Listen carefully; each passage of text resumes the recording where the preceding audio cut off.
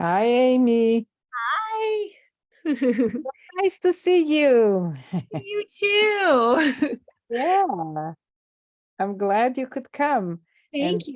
I've been wanting to join you so many times, but I always have classes or assignments. So I'm well, finally free. this is so nice. And here is Dragana too. Hi, Dragana. Dragana is our friend from Canada, originally also Hi. Belgrade, where I'm from. Awesome. Hello, it's nice to meet you. I'm Amy. I'm in Delaware. I'm in the Hi, US. Dragana. Hi, Eugene. Eugene is just getting on. Hi, Eugene. Oh, we Nope. just see your picture again. He changed his mind. You turn the camera off. I know, I tried to do that. Yeah. It just happened. Hi. Hi. Anna. Hi, Amy. Hi, Hi, Anna. Eugene. Hi. Amy, I just replied to you on the web talk. So Oh, wonderful. what I I'll want head to know, over. I want to clarify something. So can you look at that, please? Right And now? Yeah, no, not now. No, you can Okay. do it. Yeah, Yeah. sure. And see you also next week, right? For Yes. the photo shopping club. Yes, I'm so excited. Some other people actually joining us, look like. Good. Yeah. Good. I may join you too, just to see, but I don't want to buy that software. I have some other software, but I think there is a lot of similarities between different visual software. So Yeah. regardless of the software, maybe we all want the same thing. Yes. I think so. Okay. So are we still waiting for some other people to come, or should we start? Well, it's up to you to decide. I know that Bob Campbell is planning to join us. That's the only person I know for sure. I don't know for sure, but just who indicated that who might want to join. Jim did not say Absolutely. anything. Yeah. Okay. So maybe a minute or two for Bob Campbell, and we can start. So how is everybody doing? What's new in your lives? Dragana, are you in Canada? Yeah. Yeah, Yes, Bell I am. is dark Yeah. now. Bob Campbell is joining us. Oh, Hi, Bob. Oh, so Good nice. evening. to Good see evening. you. Hello. Good evening. Yeah. Hello. Bob, are you in school for education? No, I'm at home, Eugene. Ah, okay. Because your background looks like similar that you used to have. Not exactly the same, but kind of similar. Well, some of the pieces on the wall were in my office years ago. Ah, that's why. Okay. Good memory. Or whatever is left from it. Okay. Good. All right. So let's start, and let's start with the maybe saying who we are, because maybe not everyone knows everyone. And so why don't you start, Bob? Okay, Bob Hampel, recently retired historian of education at the University of Delaware for 37 years. Okay, congratulations. Yeah, and professor of emeritus, right? Emeritus. Emeritus. Okay. Yes. By the So- way, what exactly it means? Do you know what it means, emeritus? Like, what's the origin of that word? And it's Latin for sure. That but- means you are doing the work without being paid. No, I understand the meaning of that, but I don't know what's the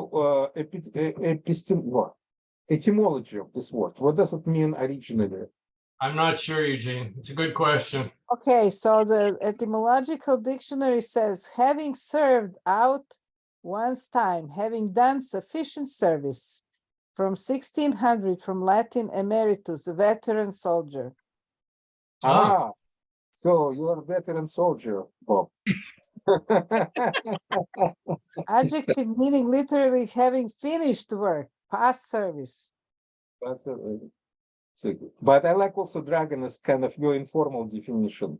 What it means. It's like keeping work without pay. Yeah. Good. That's right. You're keeping work. So I'm emeritus too. I'm doing a lot of work without pay. That's how I feel sometimes, not every time. Okay, so let me then next on my screen is Amy. Hi, I'm Amy Santos, and I'm a graduate student at the University of Delaware here in the US. And I'm studying sociocultural and community-based approaches. And my secondary interest is literacy. So that's where I am. The next on my screen is Eugene. Yeah, well, my name is Eugene Matusov. I'm a professor of education at the University of Delaware. And actually, I can say that I read the book. So I'm a good student now. You know, that was the second round, but okay, we'll Okay. wait. But Okay, I'm volunteering. okay. I'm bragging, actually, not even bragging, bragging. Okay. Next on my screen is Dragana. Hi, I'm Dragana Martinovic. I am also emerita professor from University of Windsor in Ontario. I'm a mathematics educator. And I'm sort of a quarter or half of a good student. Okay, Dragana, you said something very important I need to ask you. So emerita means that it's a female from emeritus? Okay, thank you. Okay, Yeah. that's interesting. So Yeah. Anna, you're not emeritus, you're emerita. Or how would you pronounce it in English, Bob? Emerita or emerita? Emerita. I would say emerita. Mhm. Okay, we have one more person coming, but in the meantime, I'm Anna Marjanovic Shane. I'm an emerita independent scholar working in Philadelphia, and I'm going to reserve my whether I'm a good student or not for the second round. But now first, Abram. Hi, Abram. Oh, he's here, but on baby duty, can't talk. But you can talk, can you? Oh, Hi, so baby. Yeah, Hi, Willem. I think maybe can talk. Okay, so anyway, we were just introducing ourselves, Abram. So if you don't want to, don't do that. Okay, so Eugene is a very good student, excellent student. No, I wouldn't say very good. Very good at probably once who read at least second time. I've Okay, read only one time. So just good students. Just okay. And Dragana is like between quarter and one half student. Well, it's becoming a good student. becoming a I good. also read the second half with some interest in the first half. Oh, okay, very good. She's the upside down. But still, I think it doesn't matter. It means you're a good student. If you read the whole book, it means you're a good student. It doesn't matter which order you did this. Thank That's Yes, in fact, I was self-driven and I did this reading on my own. wow. That's excellent, student. Excellent. Okay. What about you, Amy? So I'm a terrible student. I'm No, just, no, no, No, we no, don't there have is no that. such thing. You're No, becoming a good student. No, oh, I'm you is like becoming good- a good student. That's right. Oh, That's right. that's I'm funny. becoming a good student. I read the table of contents and attempted to get started, but things have been so busy I didn't get to. You're I'm very excited to hear valuable about it. for us because you can ask us questions Yeah. from table of contents like Like, what what's the book is uh, about? Illich, like who is that guy or something like Yes. I promise I will help move the conversation forward. that. And what about you, Bob? I'm a good student. Whenever I attend book club, I've always read the entire book, I'm proud to say. Fantastic, great. Good for you. You actually, we can call it emeritus, book club emeritus. Because you're a veteran of reading, being a good student. And I'm trying to do that as well. I don't know no, there was a book that I didn't finish reading. No, but I didn't finish because I didn't like it. Yeah, But there was, yes. there was maybe one or two books that for the 20 something years that I didn't read entirely. Okay, Mark is Well, coming. Abram, did you read the book? You can. Oh yeah, I I am becoming a bad student because I read the book so long ago now that I can't remember much of it. Ah. It's kind of, no, you're sliding from Yeah, good I'm on student the to sliding scale backsliding. back to the becoming a good student.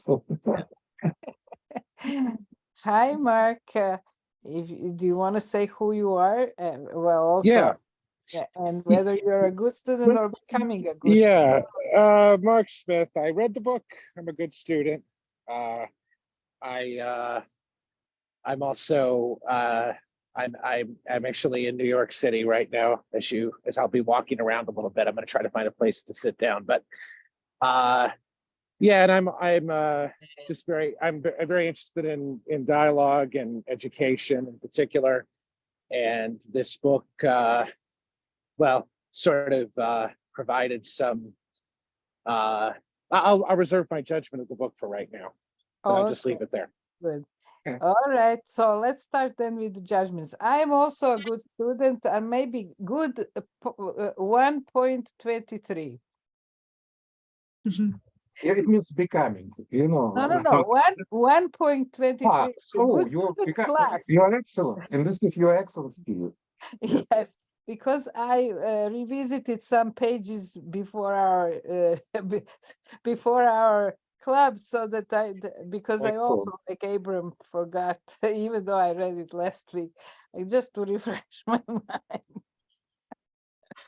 Okay, all right. Anyway, so what do you think? Let's whoever wants to start, just like with some general opinion, like what you do like, what you didn't like, what I think maybe it's better to do if we just say just general impression of the book without getting deeper in that. yes, And just and maybe on systematic basis, because it's interesting to hear everybody Mhm. to what they think without exception. So Okay, so Bob, why don't you start with your general impression of the book Okay, as a historian of? Yes. Mhm. well, I don't think the author is a historian, but having said that, I was disappointed. I felt he tried to cover too much material and that many of the chapters were very thin and superficial. On the other hand, the book did make me think about some important issues. For example, is an apprenticeship self-directed learning or not? Mhm. Or is self-directed learning on a continuum? Because sometimes he implies it's either or. It either is self-directed or it's not. So I thought as a history, the book fell short, but in terms of stimulating my thinking, it was valuable.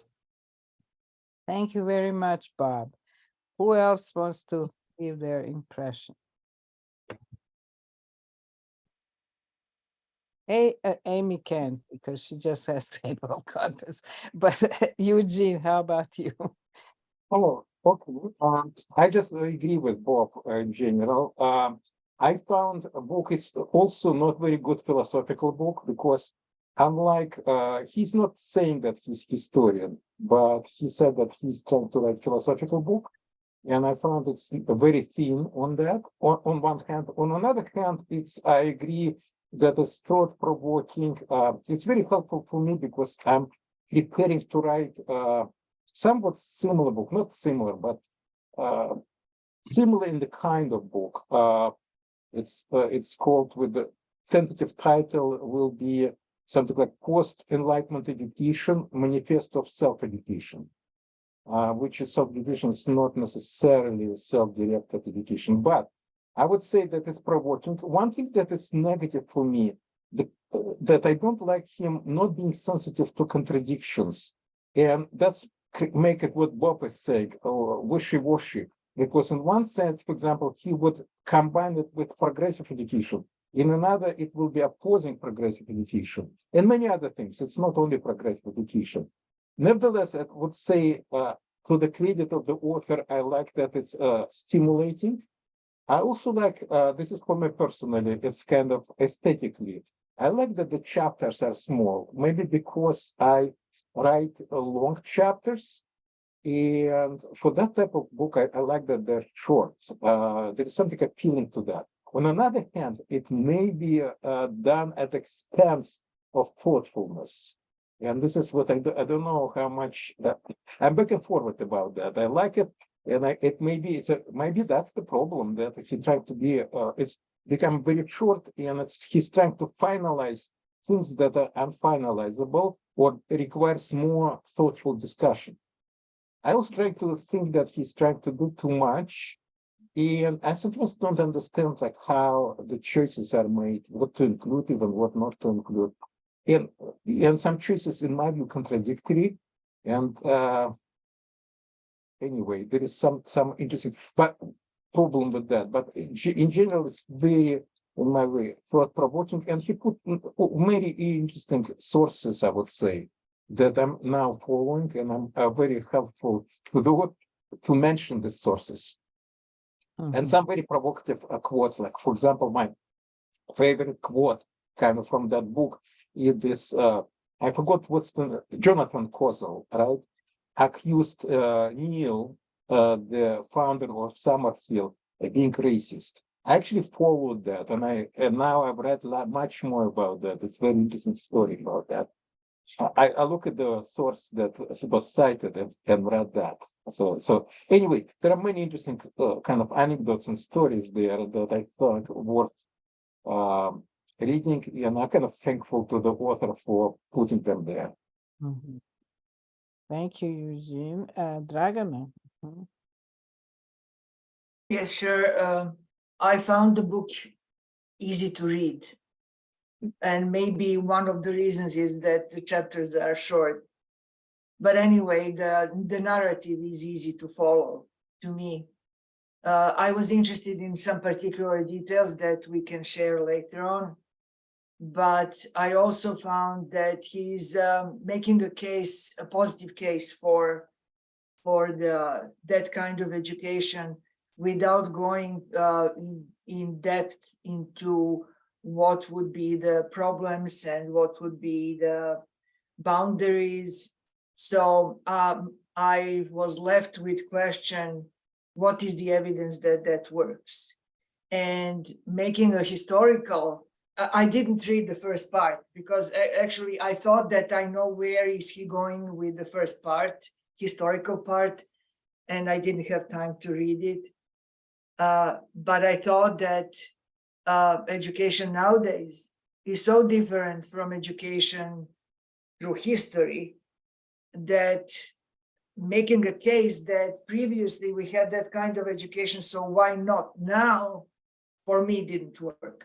So I was left, after reading a book, I was left with the question, how do we know that it works today? That's all for now. I want to tell you disappointing kind of things, because at the beginning, which you didn't read, he said intentionally he's not going to discuss that questions that you're interested in. And so it's not his like flaws, it's his limitation.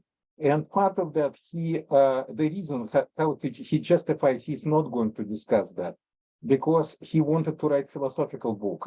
It's not about evidence or not evidence. He wants to focus on philosophy. In my view, he failed on that as well. It's not it's at least for me, it's thin, very thin. Yes. It's not like he completely failed philosophically, but thin in my view. But nevertheless, I want to say, and in my view also, Dragana, I highly recommend you to read first part, because in my view, it's most interesting part. I was more disappointed about second part of the book than in the first. Actually, that's why I didn't read the first part, because I was interested in the first part, and I will read it for sure. But okay. I was short with time. Okay, yeah. But it's some other people disagree about second part, but I find the more it's going to the end, the less it become interesting. Still, there is some interesting part of that, but at least for me, it was first part more interesting. Yeah, very interesting. Thank you. And what about you, Abram, from what you remember? Well, I had some experience with a similar kind of self-directed learning environment. So not Acton academies, but something like the equivalent on the political left, agile learning centers, which were trying to do something very similar. And I also studied philosophy of education, and I know this guy's dissertation supervisor.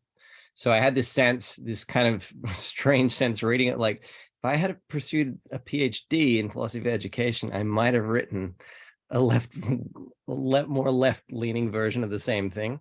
So it was like, it was strange because it's kind of like a genealogy more than a history or something, like a history of the light, or maybe even hagiography or something. Like, it's just, these are the figures that stand out in philosophy of education. Like, this is like philosophy of education 101. These are the names that jump out, and you got to include Du Bois, but there's no real engagement with Du Bois's work or anything like that. But these are the big names that people in philosophy of education have to speak about. And I feel like the project of the book then was kind of trying to connect those two audiences.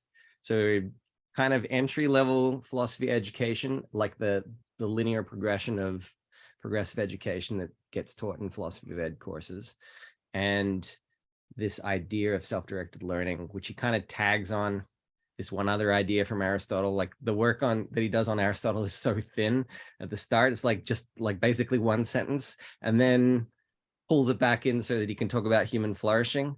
Yeah, anyway, so I had a lot of issues around the Aristotle stuff, but I guess the point is that historically it's very weak, right?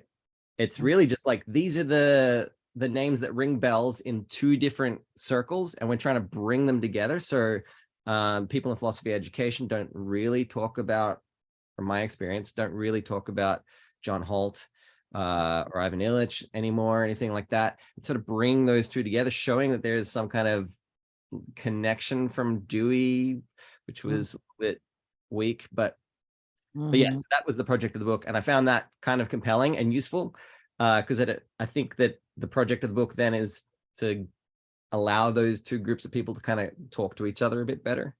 So in that it succeeds, but as a work of philosophy, yeah, it was very clear, and I liked that it was very clear, because it made it possible for because in the, I think from my experience, self-directed learning kind of world, there's this idea that it's a completely organic, developed within the community kind of idea of democratic schooling. They like to start their history and maybe touchstones with Summerhill and stuff like that, but the idea is we're making it up as we go along. But there is this idea, these undercurrents, and I like the idea of connecting that. So that's my impression. Okay, Mark. Yeah, I'm just going to echo all the other sentiments. I kind of felt as if the book was written as a series of notes that were intended for analysis in a bigger project. So in that sense, like, the chapters are thin because they're like almost like, I felt at times I was reading his first drafts of notes that he was taking on something for like a dissertation or something. And I mean, it's nothing wrong with that. In fact, many of the ideas are quite interesting. I'm just surprised that the publisher published it in that form. But for example, one thing that I found interesting was, and I don't know that much about the concept of aphoria, and that was interesting, but I think it was super underdeveloped. He just described it as confoundment, and it just kind of missed the whole. In a footnote, he later describes it as a difficult journey or a passage through something. And that would be much more interesting. If you're going to expand upon that analysis, it would be really nice to have a little bit more there to kind of go with.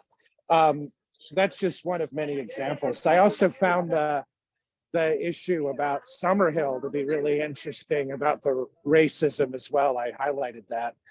But then in another place, he described a study that was done, which I didn't know about Summerhill students, and where they're described as, one of the characteristics of them is that they're described as, trying to remember the exact language,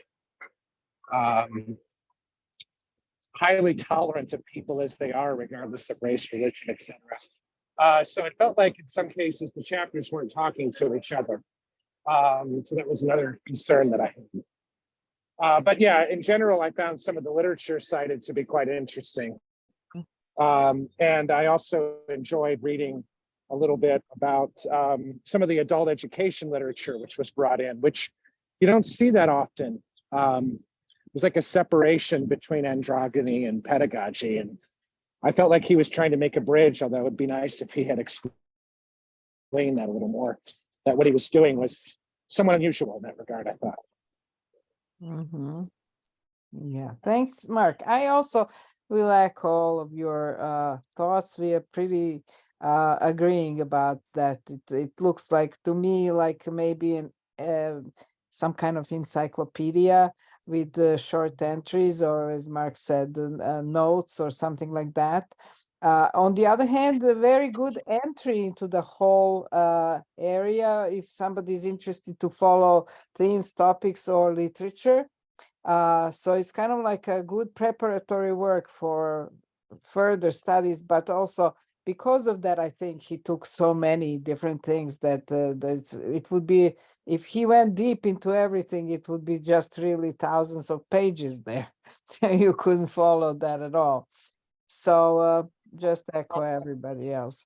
I was especially disappointed that in a way he does not differentiate between, as Eugene said, progressive and democratic. Sometimes maybe at some points, but if for me, for the most part, he lumps that together.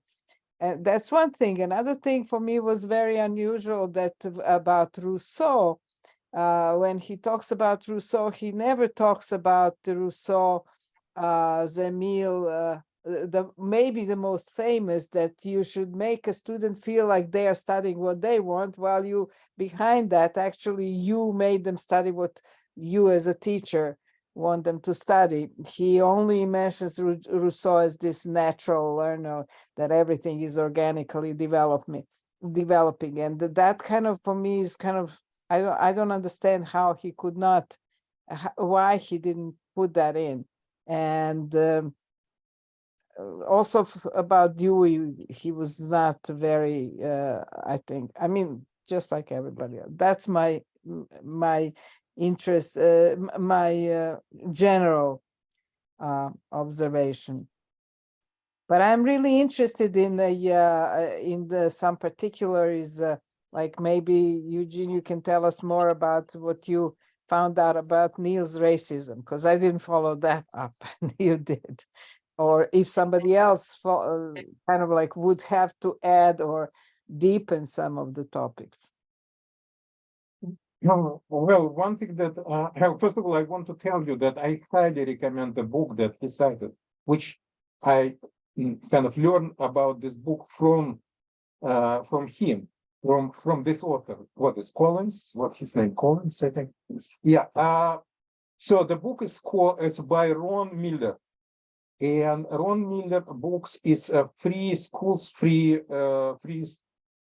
children, or free schools, free people. There is subtitles of something else, and this is an excellent book in my view. I didn't finish yet, but it's so deep. For a long time, I didn't read books like that. It's very, very good. It's going deep. It's about focusing on free schools, which is, I never fully understood what it is. And finally, it has many levels. It has very good historical levels of that, in my view, my judgment, especially in comparison with this book. Very good philosophical level discussions, many others. It is about maybe 10 pages dedicated to this scandal that Kozel started. Yes. Thanks, Anna. And we have that book, by the way. It's an electronic version of that book. And basically, the whole scandal is not so much about Neil. It's about Kozel, who make that statement. Basically, it's kind of considered to be, from reading of that, how mean Kozel is, and actually mean person, and how unfair he is. And absolutely, when people try ask him to substantiate the claims about Neil, he couldn't actually.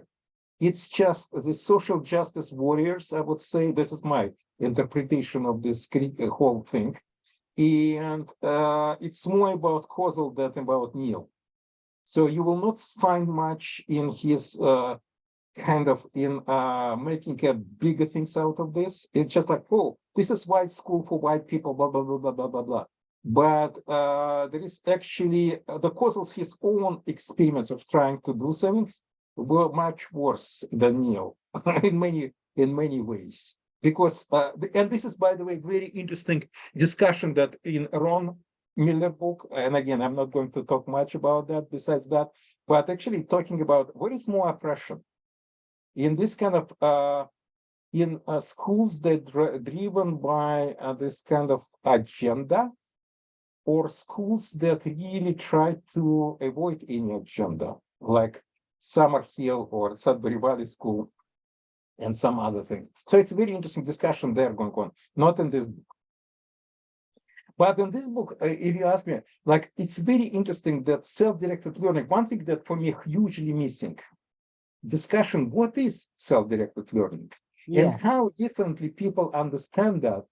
And from even think about from philosophical point of view and from practical thing, and on many different levels, from practice, from philosophy of this. And you can see, you can sense that Neil understood self-directed learning very differently than Dewey would understand that. Or you would be surprised, but conventional education is also based on self-directed learning, at least arguing for self-directed learning. I was actually surprised by my Chinese students. I'm teaching Chinese students in China, and they pointed out on self-directed learning, but how they understood that, and not how they understood, it's how in Chinese super conventional environment understood that. It's very interesting. And I think that will be the bringing of diversity of this and analysis of diverse understanding of this notion would be very, very, but basically in Chinese understanding of the self-directed learning, and again, it's not Chinese, it's not national, it's particular this conventional education, very strict, very super conventional. It's basically something like that, when the students diligently trying to do what the teacher wants them to do, without being supervised or additionally forced to do that. And this is called self-directed learning in this context. And it's so interesting to discuss that. There is a different ways of understanding that. I wish the author did this. By the way, it's a book, it's dissertation. And sometimes it was poorly edited because sometimes it's referred. In my dissertation, you can make a search on the word dissertation, you will find several places. Instead of saying in my book, it says in my dissertation. So the author didn't edit well, which is understandable, but then it's not publisher didn't do the diligent job of like finding things like that. So it's a dissertation turns to be a book. And then I looked for that and I found the dissertation is more or less the same. There's some editing done, but not much. Mm-hmm. Yeah, that's very interesting. So how do you understand self-directed? Let's see whether we have all of us different understandings of self-directed learning. What do we think self-directed learning is?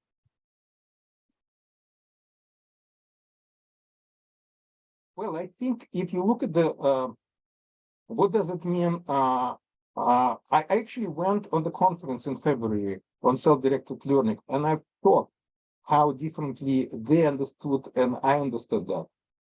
And maybe my understanding was a little bit similar with Kevin. Bob, you know Kevin, of course. Knight, what's his second name? Second last name? Kiri, yeah, Curie, right? Knight Curie. Yeah, but other people understood it very differently. So other people basically understood it's kind of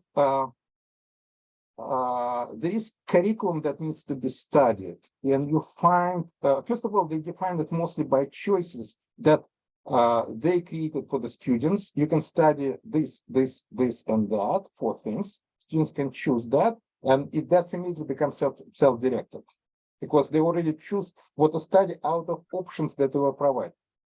Study or not study is not a question, which is different from point of view of the people like Neil or Greensburg or some other democratic schools, when to study or not to study, it's a choice from the student's choice. When they want to study, when they don't want to study, and what they want to study is not like a forced choice for them, but it's really the self-generating choice. Right. I was surprised. I did not really understand well, and maybe Abram, you can say whether Agile Learning Centers allow students to choose nothing, to not study at all, or that's it, right? So you can just sit there and not do anything in Agile Learning Centers. But I think that what he was writing about is maybe action schools or whatever is that's called the new. Didn't even know about them. That the question is not whether you will study or not. You must study something, but you can choose what. Yeah. So things like that around, like what students have to choose. It's basically about gradation of the choices and freedom of the choices. In my view, will define different understanding of self-directed. That's one, I think. And of course, there is certain things that it's not self-directed, but it could be part of that, but it's not self-directed. Like, for example, some of my students want to say, I want you to direct me, but it's conditional until I kind of either trust you or until everything's going fine with me. And if it's not going fine, I will withdraw like that consent. And in my view, this is not self-directed, but it is what I call self-education. And self-education is not self-directed. It's not necessarily self-directed. Some form is self-directed, some not. That's one thing. Another important thing, which is book not discussing, difference between self-directed learning versus self-directed education. And that's my second question, yes. Yeah, and unfortunately, there is no discussion of that at all, which means for me that is so very much what some people say learnification. Well, he mentions Biesta there, but it was completely unclear what was his representation of Biesta. Biesta is a person who, a Danish or Dutch, I never know. I think Dutch educator who and philosopher of education who very much is against learnification of education. He talks about teaching, the role of teacher, and education in mostly in a progressivist way, but not only. But I use that term learnification in different way than Biesta. Biesta is about rebellions against focusing on learning and not on teaching, on pedagogy. My different things, I use that learnification is instead of education, focusing on learning. For me, the cut between it's focus on learning rather than education. And this is actually related to the issue of the what Bob mentioned about apprenticeship. For me, which is very interesting that he includes. But again, if he start thinking about what's different definition of self-directed learning, that will be interesting. Where is apprenticeships there, if at all? That will be a very interesting question. Yeah, and education also is possible not through any kind of learning or apprenticeship, but by insight also. Yeah, but again, it's not only, it's still interesting to discuss. Yes. Where is what's the difference between learning and education? Yeah. And in this case, I argued not all learning is education, not all education is learning. Yes, Dragan. I really find it interesting, the question that was driving this book, and that is what happens when an education is no longer something that a person goes somewhere to get from someone else. And I thought that this question actually described to me exactly what he has in mind is the topic of the book. I don't think that he answered that question with what I read, but I found the question really very interesting. In terms of what you were discussing so far, I picked up the idea of first, self-directed learning doesn't have to be by yourself. You could do it in a community of learners or in the classroom, some kind of school environment. In which case he is asking what kind of environment supports that kind of learning. I like that question as well.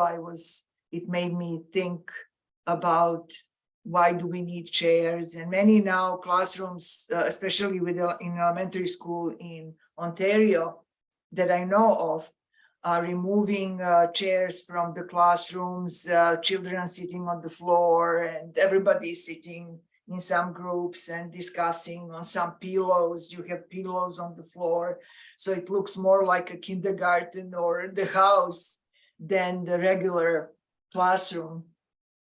And then I picked up the notion of student-teacher and teacher-student, meaning that teacher has to be a student as well. So he is not, or she is not there to transfer the learning, but to follow the students and support them in their inquiries.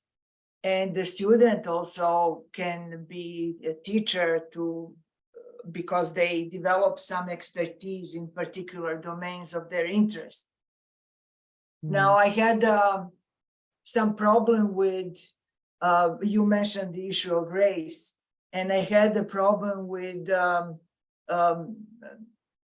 paragraphs in which he was making a case that teacher who is white cannot teach students of color issues of race, and that the fact that they are people of color empowers them to actually teach white teacher what race is about. So I had the problem with that statement because I didn't see that it is substantiated. It's very popular, of course, nowadays, but I didn't see it substantiated enough for me to be convinced. So that's all for now.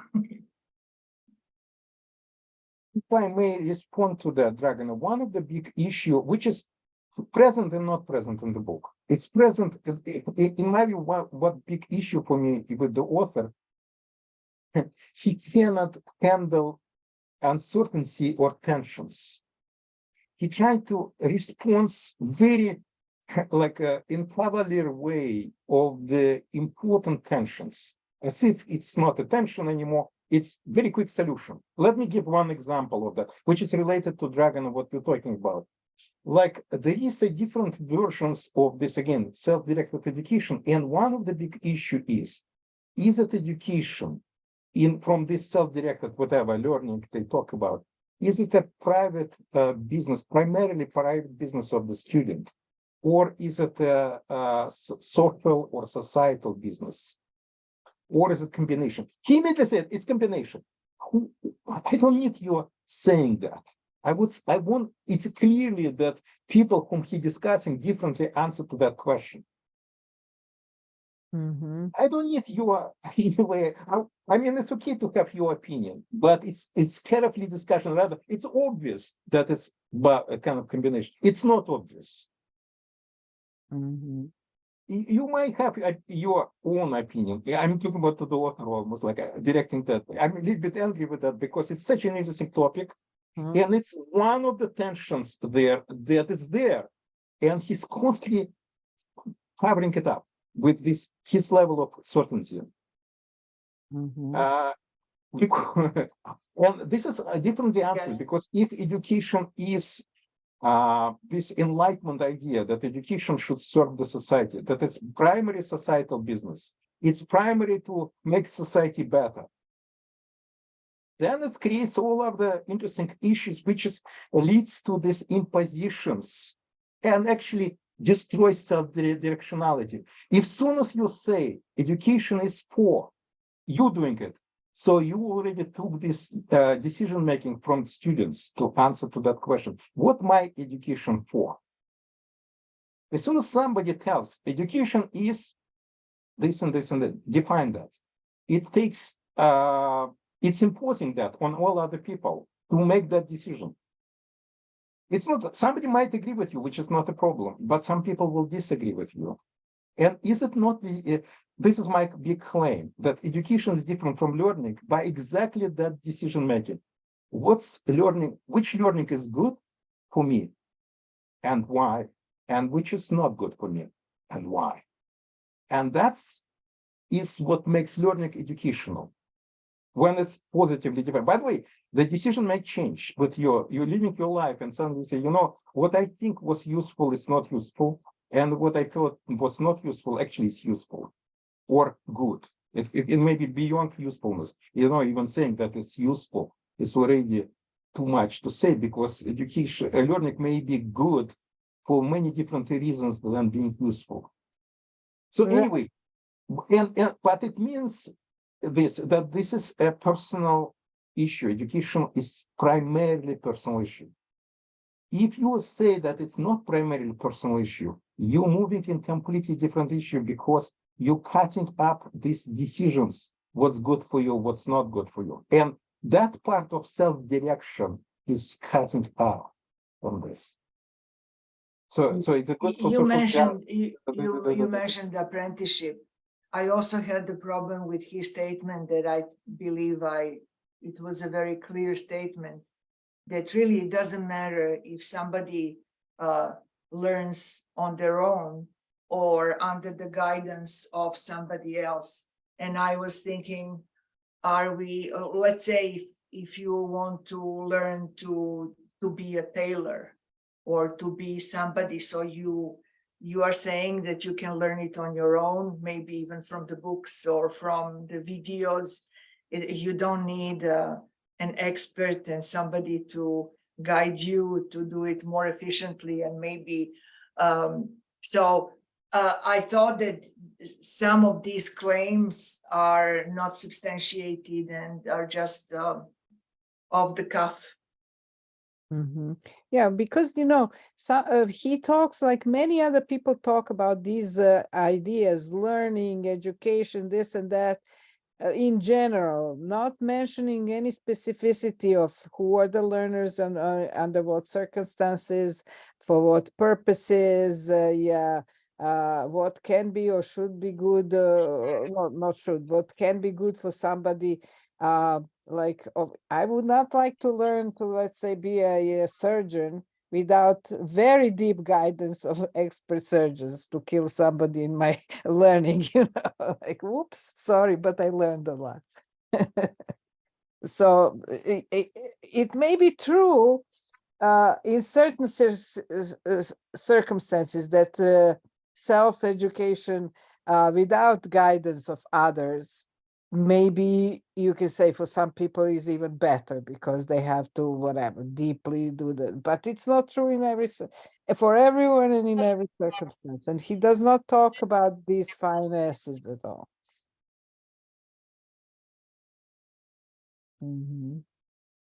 Well, can I ask you, because you're a historian, like how you see his what's wrong with his historical analysis? Because I feel it's very wrong, but I'm not a historian to kind of to put my finger what's wrong with that. Well, a couple thoughts. I think a good historian pays attention to the context of ideas rather than just giving you a summary of the ideas.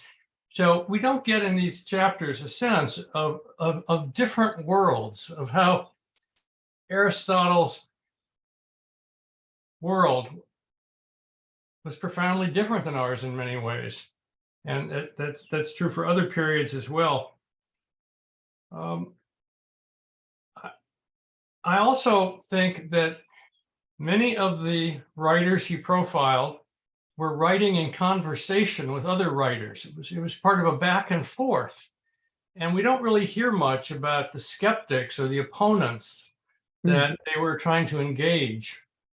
Mm-hmm. Again, that would have been a longer book, but I think it would have been a richer book.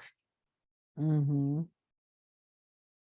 And one thing that I found interesting, although it's not new for me, I knew that very much before. But this is where he actually doing a little bit that job when he discussing like sophist versus like Socratic school, when he really little bit provides context of the life context.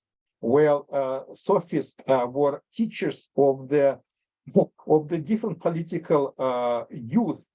Aristocratic or actually well-to-do youth, and they have to do it without to maximize the students. They have to do it without content, and that's why that formal push for the formal logic emerged from them, which out of this that called sophistry, which is very formal kind of argumentations, which is still important, but it's very exactly it's empty with the content, and it was intentional. And it was coming from their profession almost. And Socratic, which is Socrates tried to develop this what it's called content logic, not formal logic, but content logic, which is actually moving in different direction. On another hand, specifically Aristotle, it's very important that he was working in the context of slavery, and which is extremely important. And important for even Aristotle. It's not like Aristotle was oblivious of this, that he actually, even defining who is free person. It's so important. And it was Aristotle at least was very much aware of that. And one of the, and I don't know, Abram, you are more knowledgeable maybe about that. But one of the few philosophers who actually living in slavery, who was criticizing slavery, as well as embracing it, but also criticizing that, and actually proposing that machines should be slaves in the future rather than people. But nevertheless, a lot of things that he was thinking was part of this context, which is, you're right, Bob, that it's missing much more especially for when he's discussing Rousseau and many others, that it's in the Homo vacuum. Automation, Automation, yes. And he those who's thinking that machines, and at his time, the machines were very primitive, but he hoped that they will develop at the point when all this terrible work that necessary to be done will be done by machines and not by humans. By the way, not only slaves, because for him, peasants and artisans were not free people either. It's he included them as being not free for Aristotle, and it's so important. All of this view of the education from Aristotle that it's for free people. Interesting. Do you know whether Aristotle thought of teachers as free people or slaves? The thing is, this is the point, and this is we're going back to that issue. This idea of the teacher was not. This is actually Socrates, one of the person who fighting against the notion of teacher as a specialization. Teacher in this case is everyone who is just like, think about that. If you look at the Plato's dialogues, I actually look at them, and at least I found only one case, and this is very telling case, when actually the whole dialogue is started not by Socrates, but by somebody else asking a question. There is only one case when Socrates started dialogue. It's dialogue with slave. And this is exactly that dialogue is become a model for Socratic dialogue in education, which is very much telling, because all other cases, it's not the Socrates who raised the question, it's somebody else. Anna, I think your question is very interesting in terms of our teachers slaves, and you can even ask the same question nowadays. Of course, I don't want to minimize the issue of slavery, not at all. But I was thinking about governance, women who were teaching children of wealthy people. Mhm. How were they? They didn't have any rights. They were, of course, they were paid, I guess, or Yeah. maybe that just were able to live there with children. Mhm. They were some sort of even surrogates for mother in some way. Maybe they would have pension in the end. But I was thinking, there are all these people who were different in different roles in society, but actually having a role of educator and teacher and being the first provider of knowledge and learning and discipline and everything to children in different societies. You have that even more with the black slaves taking care of children of the plantation owners. Yes. Hmm. Yeah, and in men,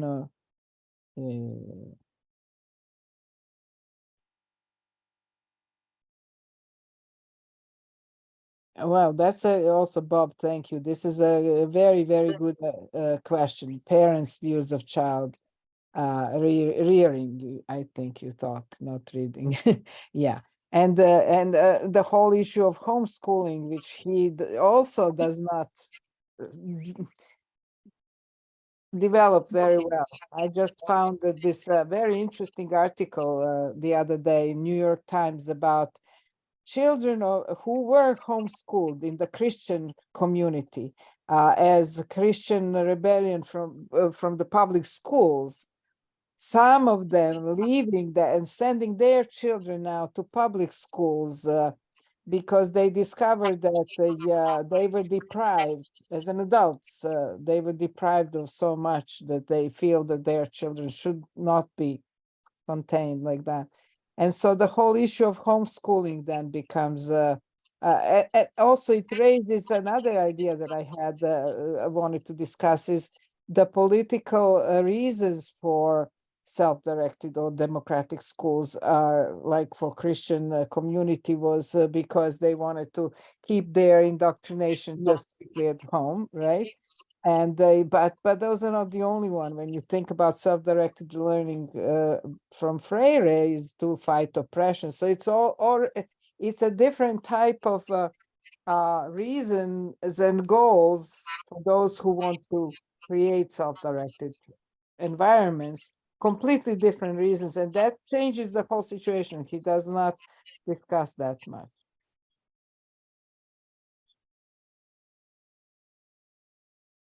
One thing, and again, this is interesting for me, was a very interesting analysis. And I don't know, Abram, I would like your comments on that because you're studying philosophy of education in particular.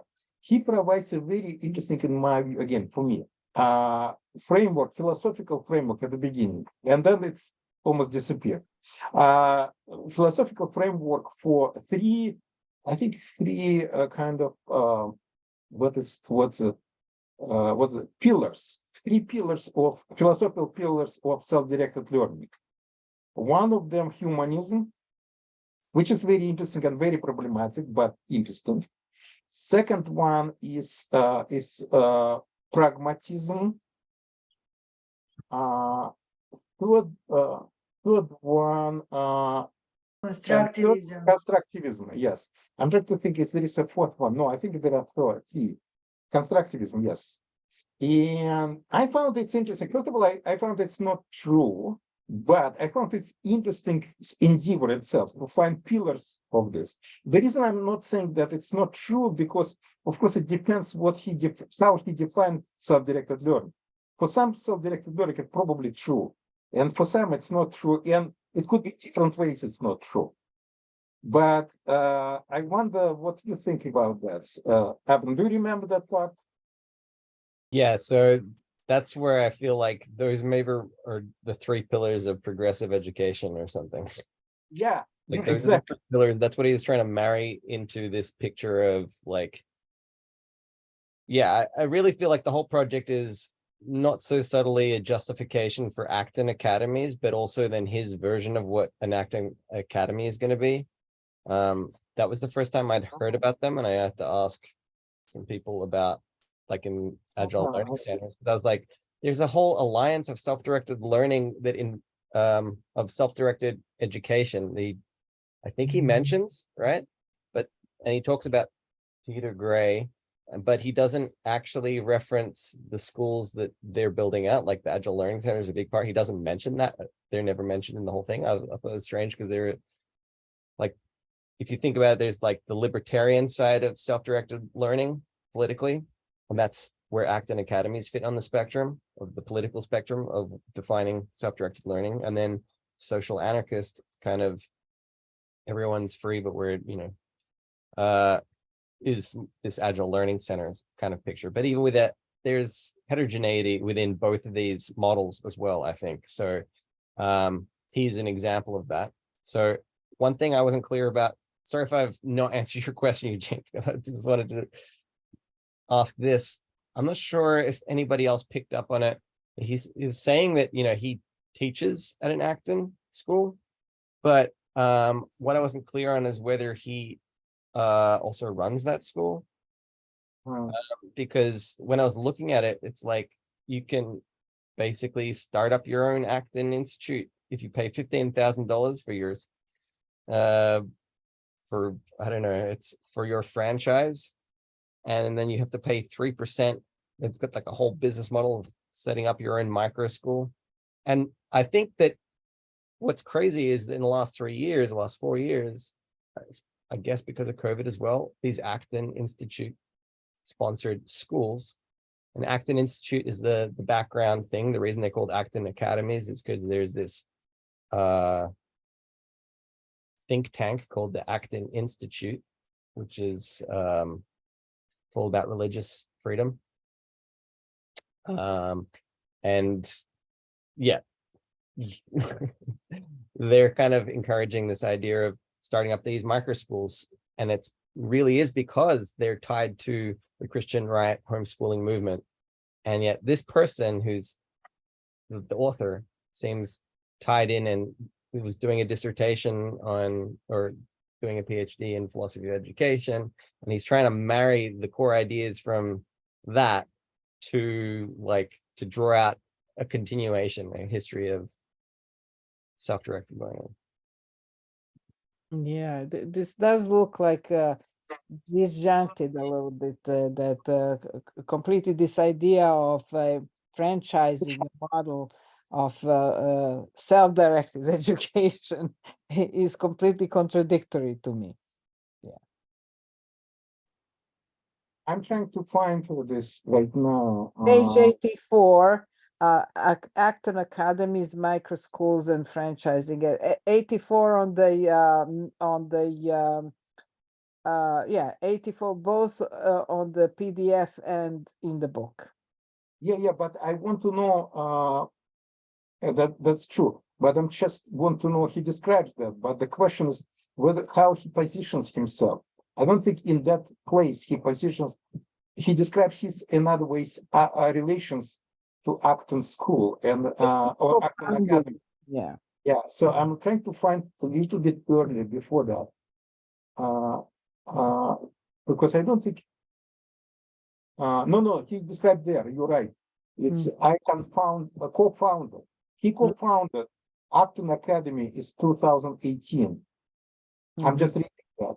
So he's co-founded it.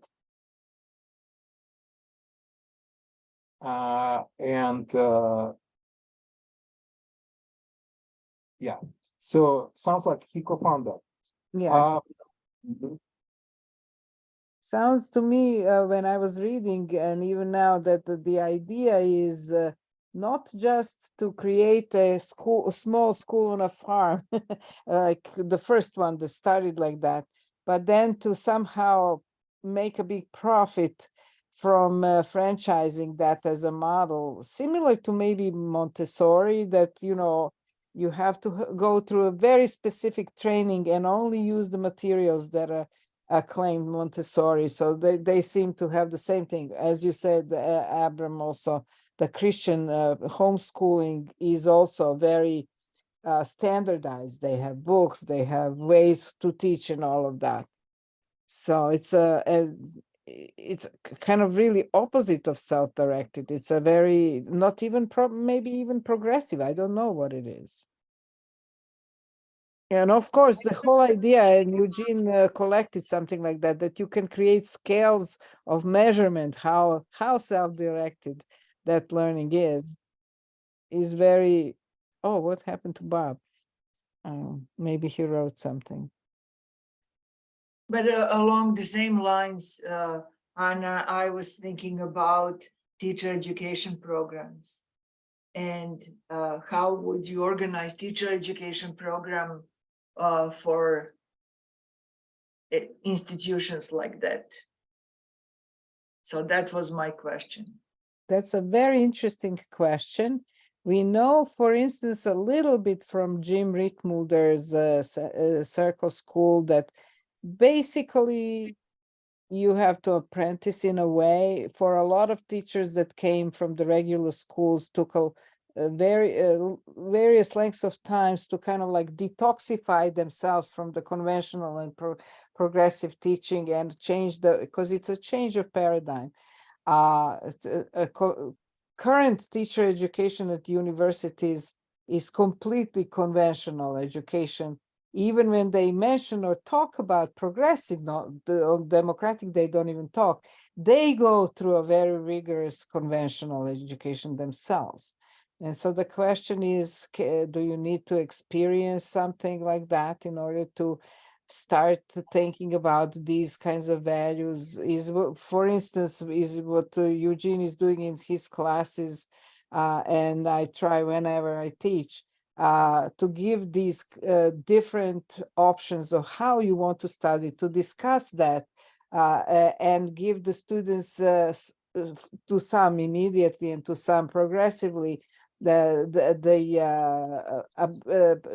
opportunity to take things into their own hands and then experiment with that. But that's only one course or one class, or maybe two if some students repeat with the same. But it's just like not even an oasis. It's like a 1 cent grain in the Sahara, on the higher education. Although you do have universities that kind of like are based on more self-agency of students, but still, I'm not sure how you would educate so far.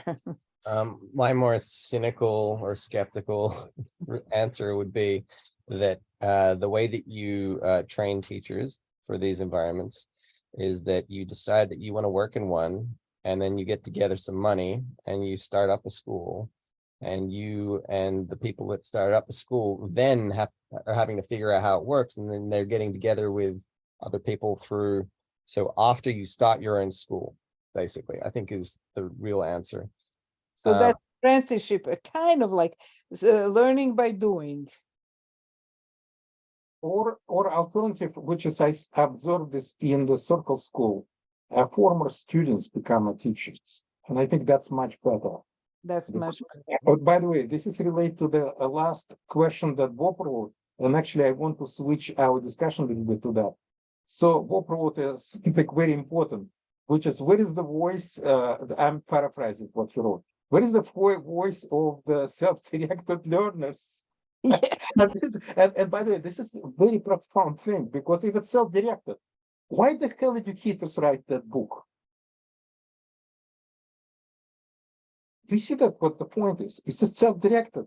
It's actually deeply wrong with all this idea that it's educator writes that book, or at least not include. The primary thing should be is self-directed. It's the people who experience self-directed should write about that. And Bob I'm not buying that completely. Let me tell you now, it's deep now, even because I can tell you, I read what I was interested in. You read what you were interested in. Yeah. Only Bob read the whole book. So no, that's not true. I read the whole book. oh, you read? I didn't. No, I did. And I'm just saying isn't that making choices and no, it's not making choices. It's a deep related to philosophy of that. And let me show that actually, again, if the author one place, in my view, was very good in pointing at the important problem. Unfortunately, he's not very well developing because he cannot tolerate uncertainty, and he closed that problem as well. But he's phrased that, and I'm actually very thankful. If you want, I can show the text because I found that in the text while I prepared the text for that. I know that for Mark it will be difficult because you cannot from your phone you couldn't see that, but you also read the whole book, so it cannot remind you. Okay, so let me share that part of this. So this is page number.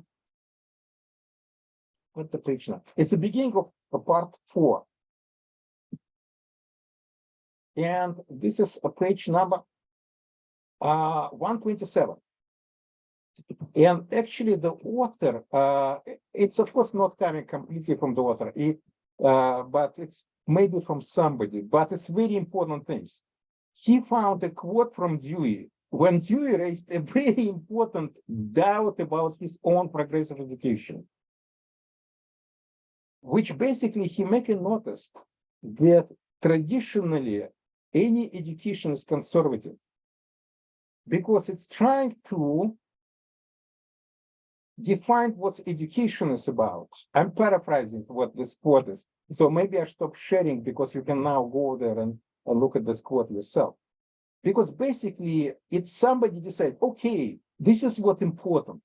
And we educate them. But what's this idea, what is important, come from the past, from my past. If I'm doing from my students, so coming from my past. So in this also, there is another thing. Education in this, how Dewey thinks about that, implies that kind of cohesion with the society. We want to prepare people who will adjust to the society. We want, who is we? We want to prepare people. And it creates internal problem for this kind of progressive ideas of education. Dewey is not able to address that. People who able, in my view, address that, it's people like who is on the side of democratic education, not progressive education, who thinks that it's a primary business of the student. Education, it's not society, it's not parents, it's not local communities, and so on and so forth. It's not progressivist it's not political people either who think, it's not people who thinks about goodness of the society. No, it's a matter of the private business. Why this will be addressed by that? Because we don't know what's actually good. But what's important is, what the permanent thing is, that people need constantly to educate themselves. As the kids now, with whatever kids thinks they are, it's in the future. That is permanent. This is a permanent. And that's why, in a way, it's addressing that internal conservatism of imposed education. When education is imposed, is by nature is conservative. Even for people who thinks that they're critical educators and liberators and whoever they are, it's always conservative because you have to align with their views. Otherwise, you will be punished one way or another. And in my view, again, he raises that interesting question, but of course drops that because he cannot handle difficulties of the tensions of this question, because he is on another side, and plus he cannot stand of these tensions. He immediately pushed that down. But I appreciate that he found, first of all, a good quote. I didn't know that quote from Dewey, and I think it's very good that Dewey raised that question. But unfortunately, Dewey himself did not address that question because his progressive education also very conservative. All this liberation education, critical pedagogy, all of them conservative. It's the question, what does it mean conservative? Conservative not in hegemonic sense, but their own sense it will be conservative. You know, this is helping me to understand his point that he made about wisdom on page 1. Oops, Mark, you're frozen right now. If you can hear us, you're frozen. Oops, gosh, the most important part. Which page it is? I'm Mark, what here. page? I'm here. It switched to a Wi-Fi that I don't have. Page 135, where he mentions wisdom as a focus of education over intelligence. And I couldn't quite understand why he wanted to go there, because I didn't understand what he meant about wisdom.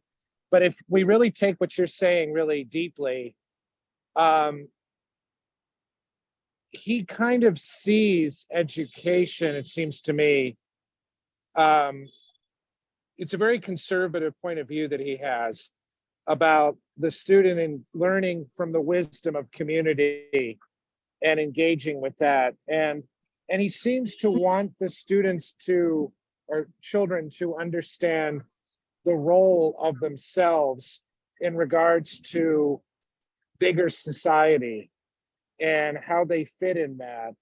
And he makes a lot of, I don't know, sometimes I can't tell if he's a social justice person or if he, but he's coming at it from a very strong social justice point of view, although he's never direct about it, but which gets a little frustrating sometimes. Because I wish he would just state more directly. I kind of wish he'd just little Henry Giroux us and just tell us what he really thinks about education, but he's not willing to do that for some reason. But anyway, and you know, that makes it even more manipulative in my view. When you start, because he ends up obfuscating what he's doing rather than revealing it. Well, it's progressive. Progressive. Remember what Rousseau said? Let's your student to think that this is they want to do that, but actually they do what you want.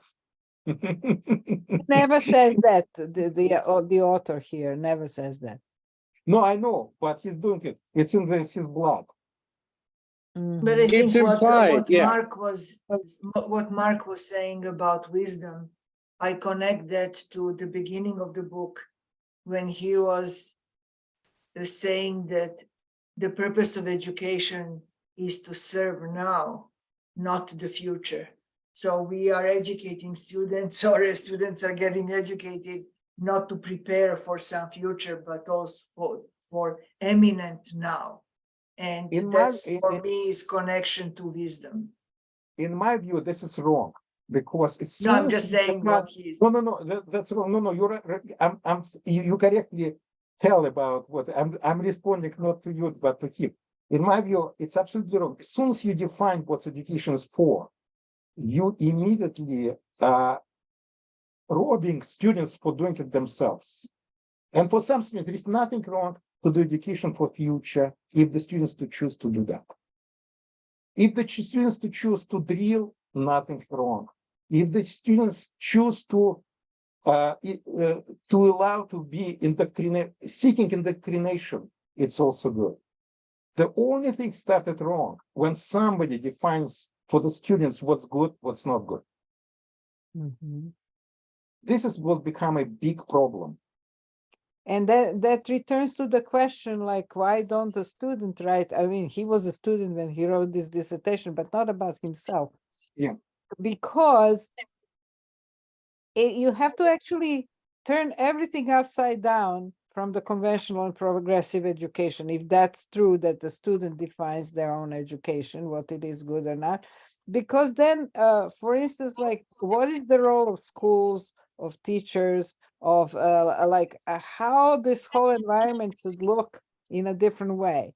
And I always think of Jim Rittmulder, his books, because he at one point really, to me, clarified a lot what he's doing, that he's not, that the circle school is not about education, but about creating a good life for the students in which education and learning can happen. Mm-hmm. And can happen in a good way. but not defining what that education and learning will be for the students, but creating an environment, an ecology in which learning and education can happen well. And so And that's, yeah. that for And me is like profound difference. yeah. And because educators, it's not about pedagogy. It's about organizing exactly what Anna, you succinctly said that, which means that education should not be purified. It's not good school. And by school, by the way, in this case, I defined how ancient Greeks defined school, which a school literally means a form of leisure. It should exist among other forms of leisure and not leisure, by the way, as well. So that's why there is play should be there, hobby should be there, friendship should be there, some work should be there. That's fine as well, if the students choose that. And among them, there could be a place for education as well. But it should not be purified from that, from other things. And that's why it's educators, if they really are committed to that type of self-directed whatever, and it's not only self-directed, it should be about organizing that environment or helping to organize that environment, contributing to that environment, rather than thinking about what's education is, or how to provide guidance. All of this, what's good guidance and what's not good guidance. All of this, it's a secondary, very much secondary questions, and not primary.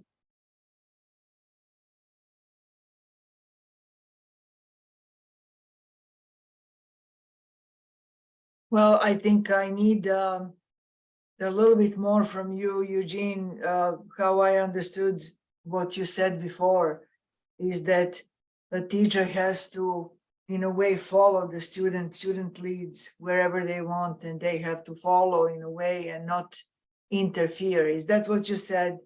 And I was No. thinking, Huh? what if the student goes the wrong way? Is there a wrong, right way? No, there is, again, So wrong are there, no, are there there, is no is it wrong way. possible to make, let me ask, is it possible to make judgment calls in such setting or no?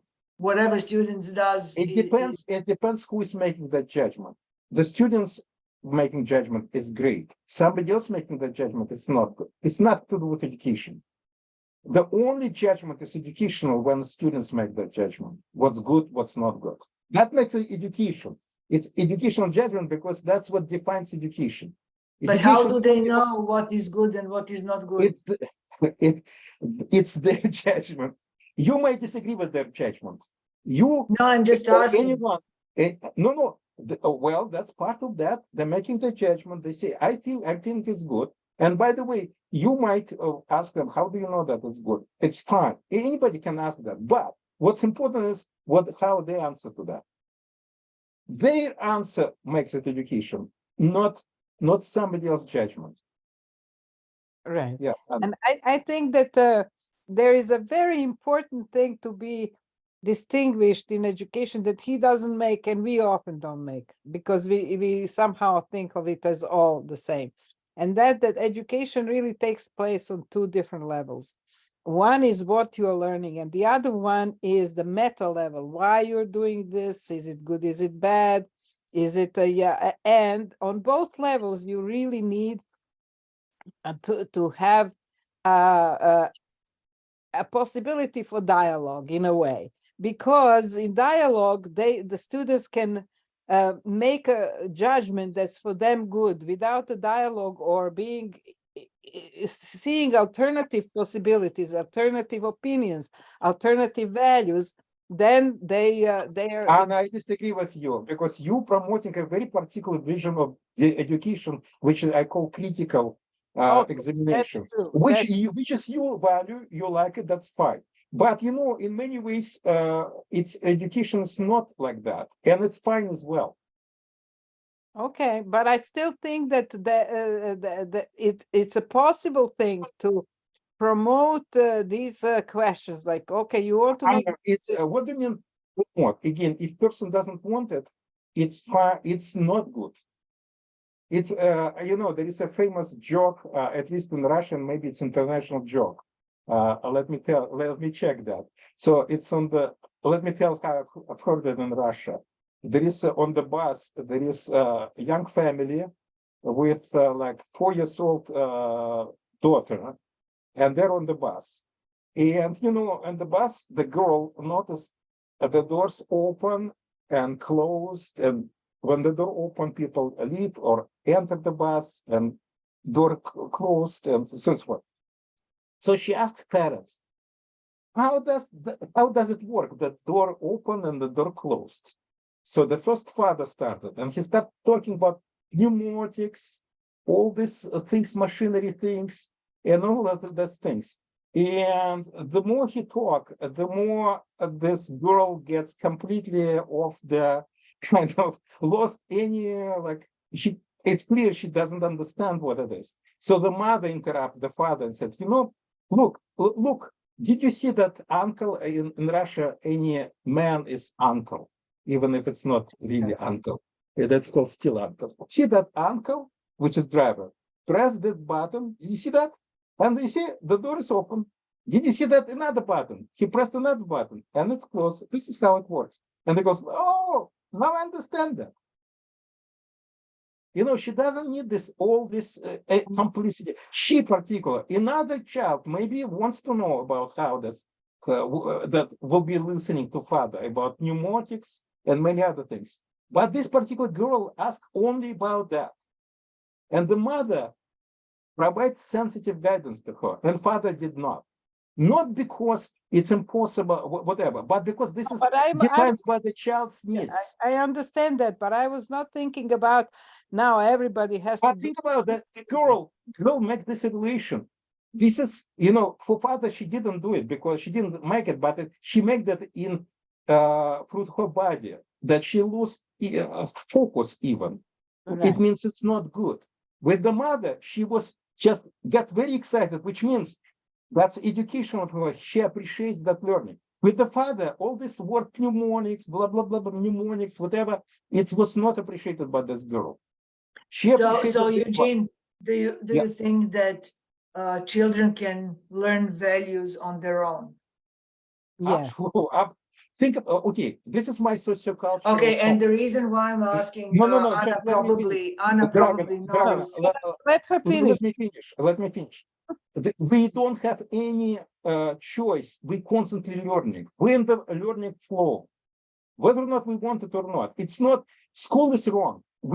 It's not about we learn or we don't learn. There's no such thing. We're constantly in the flow of learning, whether or not we even notice that or not.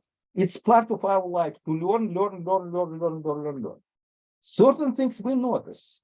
By the way, what's not we notice? About certain things that we notice, we make judgment whether or not it's a good for us or not good for us.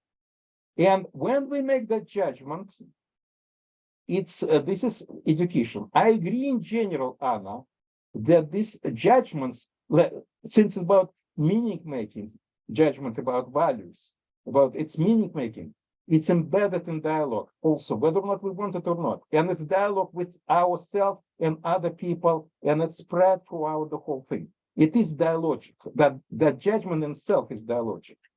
It doesn't require dialogue with another person necessarily physically present, but it is dialogic, that judgment. Is it good? Is it not good? And whatever, it is dialogic. But it doesn't necessarily mean that we need to bring alternatives or not alternatives or get deep or becoming critical. That's not necessarily needed.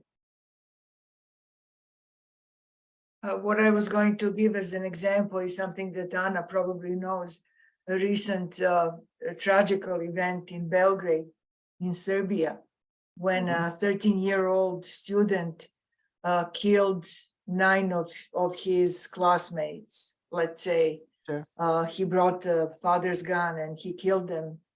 And it's not only what he did, because he may be,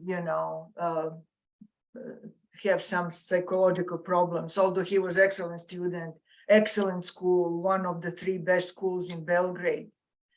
But the reaction of children on social media was that there were so many praises to what he did. They called him czar. They said, good for you, and I'm thinking, so this is a very, very, let's say, very rare event, I hope. But the question is, what should we do, or should we do anything in this case? Because this event now sparked a whole of discussion in Serbia about what kind of education we have, what kind of education we want. So that was my inspiration for this question. Can I give an answer to that? Also educational answer. There are different ways of educating. One is by preaching, and one is through model. Be what you want your children to be. Children, of course, doing that on social media because it's a reflection of the whole society. They have models for that. Maybe somebody's even explicitly teaching them. We know that culturally, some people teach their children that if somebody hits you, hit back, fight back, make your place by fighting. And it's a cultural value, which is completely horrible in the today's, at least, espoused Western liberal democracy society, or let's say in Norway, where I was, where they have the problem now with the immigrants who come and teach their children to fight with other children, while the Norwegians thinks it's terrible thing. That's the same here now in United States. So I think children learn values because in part the society has germs of these values, sometimes more prevalent, sometimes less prevalent. What did they do? They had a very conventional education in Yugoslavia when we were growing up and I was growing up. And cases of bullying only to talk, were so rare, almost never. So it's not in the education. I think it's the whole setup. Well, my answer is different, although the latest what you just said, I agree, but the whole, what you previously said, I disagree on with you. Because in my view, there is this enlightenment idea that education is solution for societal problems. It's not. It might contribute like anything else, a little bit, like anything else, a little bit, but it can go in opposite direction also. Education is like art. Is it art anything to do with this issue? For some reason, you're not searching. By some people, by the way, searching issue from art, not from education. Like, for example, a lot of people during this war between Russia and Ukraine saying that culture, which means art, high art, is useless because it didn't solve the problem of the war. What's it anything to do? Art has nothing to do with the solving problems of the war, in my view. Art is art. Science is art. Dance is dance. Why is it we thinking about dance should solve problems of the war? The same thing, education is not solution for the problems that you're talking about. It's outside of education. And education, yes, it can lead like anything else. A little bit contribute, but it can contribute in opposite direction as well. So leave education alone from all these problems. There are many problems that we have, and education is not a solution for them. It can contribute to that, but it can contribute in opposite direction as well. Like art, science, anything else in the world. It's not the place for solution. The place of solution is law, public dialogue about that, and many other things, but not education. Leave education alone. But it's parked in Serbia, not only protests, now it's for months. Think about that. What if it's adult did this? Would you talk about education? Probably not. Why are you talking about child the same thing? Oh, yeah. Right. What's children? They're not humans. They're the same humans as adults. If adults did these terrible things, you would not talk about schooling for some reason. Right. You're not, when you talk about Hitler, for some reason, you're not discussing his teachers or schools that he attended. And it's irrelevant. In my view, it's absolutely irrelevant what school Hitler attended.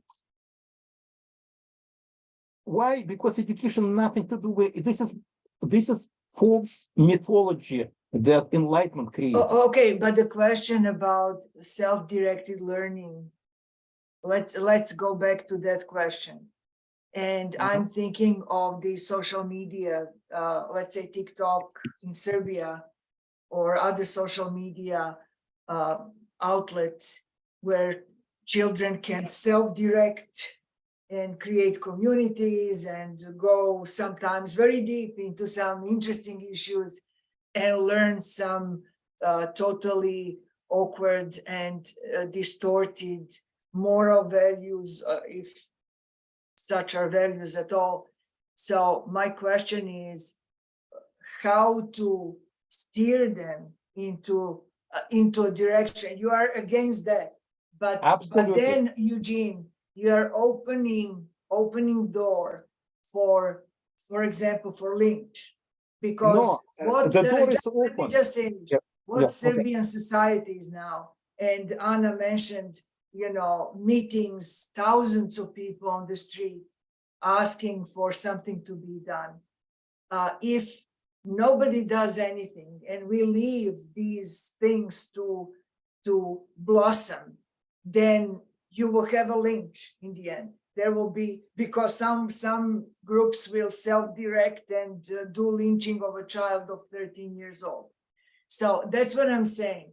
There must be some way of directing or of. Yeah, I agree with you, Dragana, but I agree with Eugene too, that it's not through education and not only through education. But No, it's not completely not from education. That's what I'm arguing.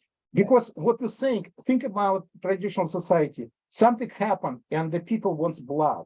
And some good leader create these magic things that prevents them. That magic thing's nothing to do with preventing. Yes, it creates that psychological release for some people. And you can do it with the school and whatever, but it's nothing to do with solving real problem. yeah, Part of this huge real problem, exactly lack of self-directed education possibilities for that, because people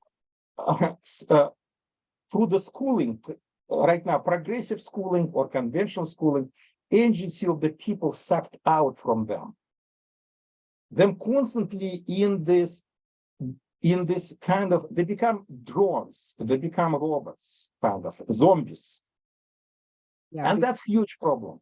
Because they do not have a possibility to make, let's say, educated decisions about themselves or any decisions about themselves, their lives. They are thrown into the life where their only relief is to be a zombie in a way.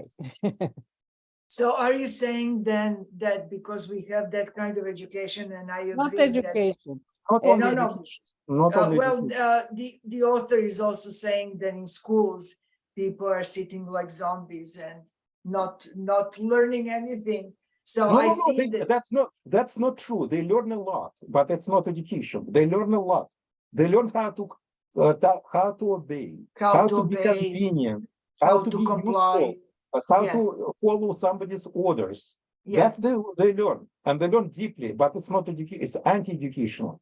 yes. What they do So is my anti-educational. question is then, if this is what we have in schools, are these then social media's outlets for children to be reactive, to learn on their own, to do something that maybe they would wish to be done in school? No. Yeah, Social media, nothing to do with this problem. Social media, the same thing as with when adults doing exactly the same thing, we will not thinking about suddenly about schools, whatever. It's a human problem. It's nothing to do with the children. It's a human problem that exists. All that social media. It's a human problem. A human problem in our particular context that constantly society produce. We lived in disciplinary society that produce robots that has to be convenient, has to be useful, has to be pleasant, has to obey the orders. And social media affects that as well. And it's a context in which it belongs. But the primary problem, that's zombification, in my view. If you ask me, it's nothing to do with education, it's zombification. By the way, zombification happened not only in school, but of course, in the forming years of the children, that zombification is become very, very, very strong. Mhm. Also, schools today occupy children much more hours a day than they used to be in the past, even for our generation, and to even talk about earlier generations. So what it means is that in that environment, the children or the adults or whoever's in the school losing a lot of time that otherwise they could use for education. Yeah. Or something else, not only for this. Yeah, and something else too, or to be with other people of different ages, and not only with their age group and some boss over their age group, for many different things. Yes, so the environment in which our lives are now is much more constricted and purified from the diversity of possibilities, serendipities, of course, which could be dangerous too, but on the other hand, can bring some flourishing much on a bigger, somebody So wants. Amy, you don't have any excuse now. Go ahead. Well, I think this is the heart of why I'm interested in this topic is, coming from this, obviously as an educator, but also as a parent, and making choices for my kids and how they would be educated, what schools they would go to, and thinking about how they spend their time every day. And like, on one hand, I can think outside of the box and say, oh, I would love for them to be able to follow their passions and do the things they want to do and be able to support them in that. And I think to a degree, I did that before they started school. But once they started school, it was like, we're in a system where if you miss a block, or if you don't do the things, the myth is that you won't get to go to a good college and get a good job, or nobody's going to hire you. But Eugene, you posted in our web talk about that this is really just a myth. That some of the most successful people have not finished school. And so, but it's a gamble. As a parent, you think, oh gosh, do I go against this and think outside of the box and promote this for my own children? Or do I go with this insurance policy of, I'm going to put you in school and just go through the motions and try to support you the best I can? But it's heartbreaking, because I see kids with gifts that they could really grow and flourish at something, but they're busy doing arbitrary homework assignments or projects that they're not really invested in. They're doing just jump through the hoop. And it's systemic, it's everywhere. Today I had Amy, I had a very interesting discussion with my former Chinese student from China. She's in the United States right now. And so she came to me, and initially she came to me to ask how to apply to graduate school. But it led to the very interesting discussion, because she said, my parents want me to go to work, and because it's safe, because you will start getting money, it's safe, you will start family, blah, blah, blah, blah, blah. But she said, you know what? I don't want to live that life. It can be safe, but is it like all life I would only worry about safety, and then I will force my children to worry about safety? And I asked you, so what do you want to do? And she said, that's the problem. I don't know. It's hard to know. And she said, no, she's very smart. She said, I don't know, because I constantly think about safety. Yeah. By my parents, by my teacher, by myself.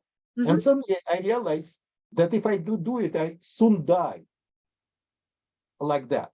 Yeah. And I want to live. And I know that it's risky. I don't know. So I said, so what kind of graduate school? He said, I'm not sure, because I want to find myself in graduate school. But I approximately, and she said, I want to make safe kind of things to start with what I'm studying. But that's not the purpose of my graduate school. In my graduate school, I want to find out what I really want in my life. And I thought, great, beautiful. Yeah. And by the way, I can relate to her parents, because as a parent myself, I kind of was like that. But it's turned to be that that That's if you want safety, you will get almost like dead life. Yeah. Because the most safe is being dead, because there's nothing happened with you. Okay, this is radical, very radical. Oh, But that I is think radical. But parents it's leading towards that. It's leading towards that. parents believe that if they keep their children busy, they will make them safe, so they will keep them out of trouble, which in many cases is true. You know, you are taking kids to hockey here in Canada, to basketball, to music lessons, to math lessons, and everything else after school. So just keeping them busy. Which is It's a tough terrible, decision. That's terrible, because it's distrust. It's based on idea of distrust. That if you limit them on the side, they're evil. They will be evil. They will do something evil.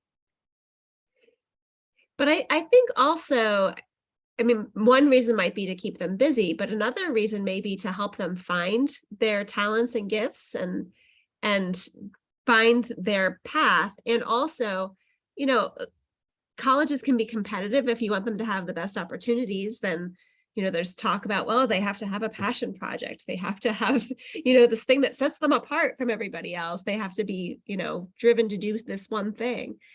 So there's pressure there too, not just from keeping them busy and keeping them out of trouble, which it does to a point, but also in helping them find their way. But that's also a very, I don't know, kind of like a privileged position to be in, to be able to do that, because some people can't do that for their children. They're just surviving, putting food on the table. And that's not, you know, that's beyond their, I don't know, what's available for them. That is what we're going back to Aristotle, who said that school, which is in not our definition of school, but Greek definition of school, only for free people. Mm-hmm. And he defined free people as those whose life is not shaped fully by necessities. Mm-hmm. Right. And I agree with you. And this is where we're struggling. If we don't want to be zombies, you know, necessities makes us zombie. Mm-hmm. And if we want, we need to have luxury of the life. Of course, in case of Aristotle, the whole life, and he knew about that, unlike some maybe others, that it's based on slavery. And not only slavery, by the way, by the stratification of the Greek society, like Greek peasants were not slaves, or women were not slaves, but they were not free. By the way, you know, let me tell you, when I've heard about that idea of school, I decided to study Greek schools, ancient Greek schools, not modern. And I found that they're very oppressive. And I'm thinking, how come where is it? And then I realized later, I was reading Aristotle exactly, when he in one place said that children are not free. And then, oh, of course, the children are not free in Greek society. I'm talking about, not in general, but in Greek society. Of course, they're not free, and that's why there is no schooling for children. Even for children of aristocracy, there is no school, because for school only exists for free people. And it's a form of leisure, which means people have free time and free will to decide what they want to do. But and not only, they have to be not sick, Mhm. and many other. And they should not, even aristocracy is not free, some aristocracy, because they they create necessity, they charge themselves with necessities. Mm-hmm. Mhm. Right. Like, for example, having status in the society, or fighting constantly for power. Thank you for coming, Abram. I learned a lot from you today. Thank you. Yes, thanks, Abraham. Interesting. Mhm. It's very interesting. And this constant struggle well, that's my question. Parents and the so-called society, but let's say people who are in somehow working for the good of the children. But let's say from parents, do they have any rights to impose anything on children? Mhm. to teach them good values, I think what they think. Where is the interest of adults in the whole talk?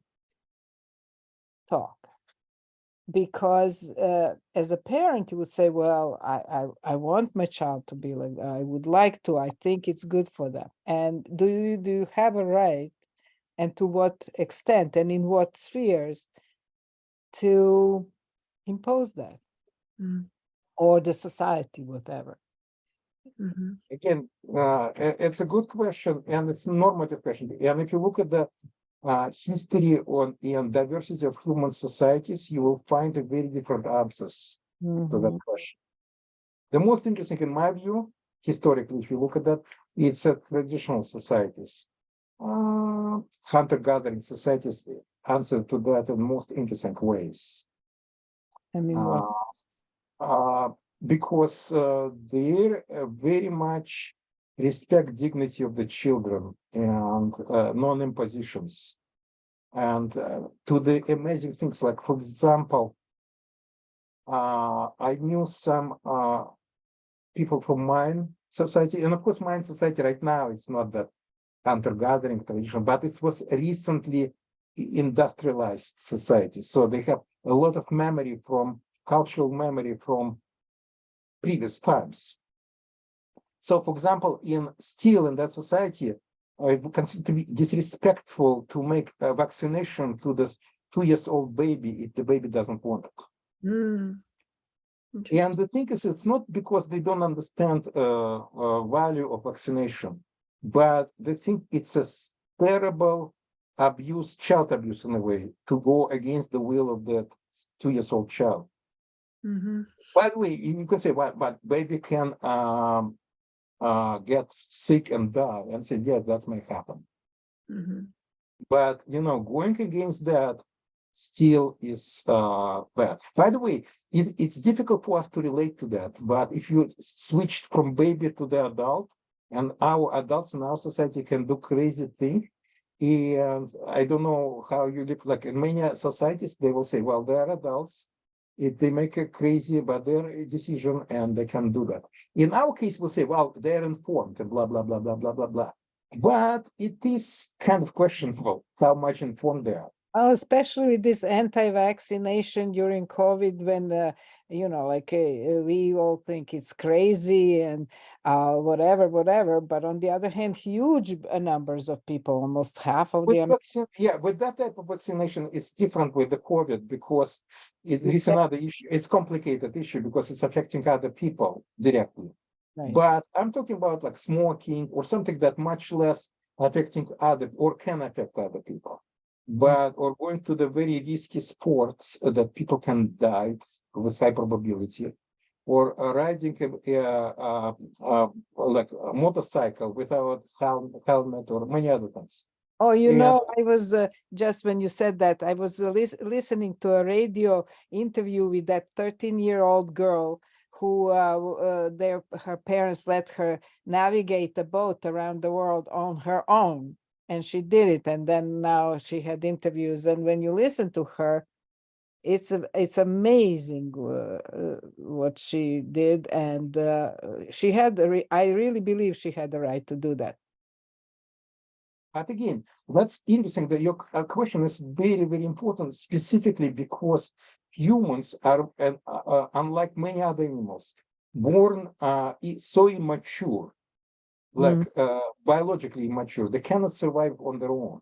And it's done it's very, I would not say intentionally, but it's done exactly, it's very particular for the humans because humans develop biologically while they're socializing in the culture. So it's very important that. So in a way, paternalism is also biologically inbuilt in humans, much more than many other animals. So the question, where is the boundary can be between paternalism, which is deciding for other people what's good for them, and dignity and human dignity, where it's respects for other people to make decisions about their own life, including mistakes, what you think is mistake. By the way, my parents, if they're when they were become late 80s, they told me once, we're so happy that you didn't listen our worries, our advice. Looking back, our advice was terrible to you, but it was only known past. And you said you make such a wonderful choices that you made, which is makes us we didn't sleep at nights of your choices, what you make. We thought it's terrible what you were doing. In part because I participated in political activities was very dangerous and had to deal with, they didn't know, fortunately, that I had to deal with KGB and so on and so forth. But even knowing now that I did with that, they're looking back and said, I'm so glad that you didn't listen to us. Because you will be not there as have that life that you're having right now if you listen to our advice. And of course, from their point of view, it was very wise. And they were also constrained. It was based on their previous life, which was non-existent now, their life. And what's the coming from? That's destroyed completely, already several times. That's why it's very kind of a very interesting question, Amy, you asked. Yes, there's worries and so forth. Plus, we're living in extremely patronizing society. By the way, it's better, at least in the United States, it's getting better. I'm not sure about Russia, but in the United States, like, let me give one example. Was so shocking for me as a cultural shock. We had, while living in Soviet Union, we had some American friends, which was not, it was not safe. Like, for example, KGB was following because one of them was working in American embassy, and the KGB was following them to our apartment and so on and so forth. Anyway, it's not about that. So one of them traveled went to different city and went to Leningrad, which is now St. Petersburg. And she came back and she was very upset. And they said, like, her name is Lauren. She's from Seattle. And she was saying, like, what's you upset? And she said, I had toothache in Leningrad. I said, oh, well, of course it's not good. But she said, it's not about that. I went to the dentist, Soviet dentist. And what he did, he pulled out the tooth without any asking my permission. And we were shocked. We were shocked not because of what Soviet dentist did, but because she's complaining about that. She said, what's wrong? And she said, but he needs to ask my permission. It's my body. I said, do you know anything about dentistry? She said, no. Like, you're ignorant. And he's like, he knows things. Why he needs to ask your permission? Did he do a bad job? And she said, well, probably he did, by the way. That's another story. It's not about that. She was mostly upset, not that it was painful and so on and so forth, but it was he violated her body. And we couldn't understand what the hell she's talking about. She said that dignity was violated. I was like, what dignity? You're an ignorant person. He knows better what to do. And you agree about that. What's violation? What permission he needs to ask? But you see, this is to me, it's very close, and probably to Dragana, because this is how we grew up too. You didn't ask the doctor to ask you for permission. You obeyed what the doctor said because they are the expert, and you're just there to obey that. You didn't question the doctor whatsoever. Not only that, by the way, he not only asked her permission, he didn't even say what will happen. He just she was shocked and under huge pain because he just did it without even telling her. I said, why he needs to tell you? Like, you don't understand that anything. Like when surgeon doing surgery on you, you don't want surgeon constantly telling you what he's going to do because it's scary.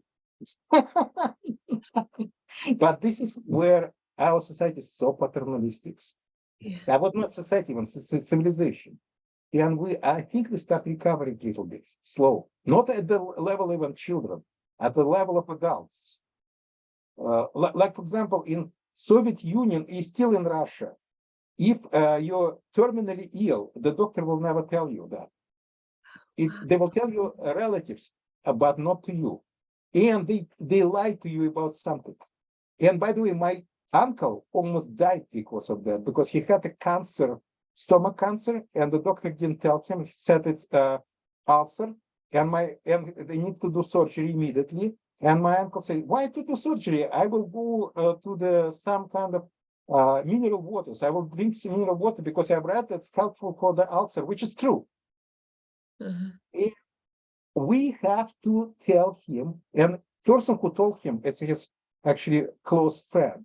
All his family didn't talk to her anymore. By the way, including my uncle. And I told you, "Uncle, you're crazy. She saved your life by telling you that it's cancer. And because of that, you immediately went and did the surgery rather than went to the mineral waters. It's a special city where you get mineral water. Yeah, it would kill you." And he sees cultural things that it distrusts you as a patient Mhm. to make your own decisions about your own life. So they don't want to shock you. So cool, yes. And they would prefer you will die. Josh mi je drago. Good to see you. Well, Good to see you too. Bye. Bye bye. bye. Mhm. So I think we kind of need to do huge. We're not even close to the kids, but we have to start doing something with the kids as well because it's terrible what we're doing. Right. This paternalism. It's so ingrained. Part of that is big. It's coming from enlightenment. We're Yeah. under the spell of this paternalism. Yeah. Mhm. And that would be very interesting to identify in United States and maybe whole Western world. In what situations we are not paternalistic on general as a culture? Like in which situations we honor children's dignity or children's wish and children's needs? Does something like that exist, and at what age? And that would be a wonderful study, actually. I have no Well, idea. the problem is it's not about what I see is a big problem. Is we don't consider dignity as important. First of all, we think that dignity needs to be earned. And that's the whole enlightenment thing, is control about it. Yes, dignity is very important, but only for rational, well-informed, well-meaning people. They have dignity. And for everybody else, including children, of course, there will be paternalism. Rather than thinking that dignity and paternalism has to be balanced. First of all, dignity has to be there from the birth. But it has to be balanced, like the concern about dignity and concern about paternalism has to be balanced. But the dignity has to be assumed as an axiom, and it should not be earned. It should be assumed, and that's my current thinking about that. And unfortunately, we're not there. We're not assuming that. We think that children, they have to earn, they have to prove that they have to that their dignity has to be respected. And before they prove that, it means you can ignore it. It doesn't exist. I also think that some other categories of people, not only children, are also like that. And another problem with our civilization, they're replacing dignity, especially with the children, but not only, with idea of care and love. It's a poisonous idea. It's not about care and love.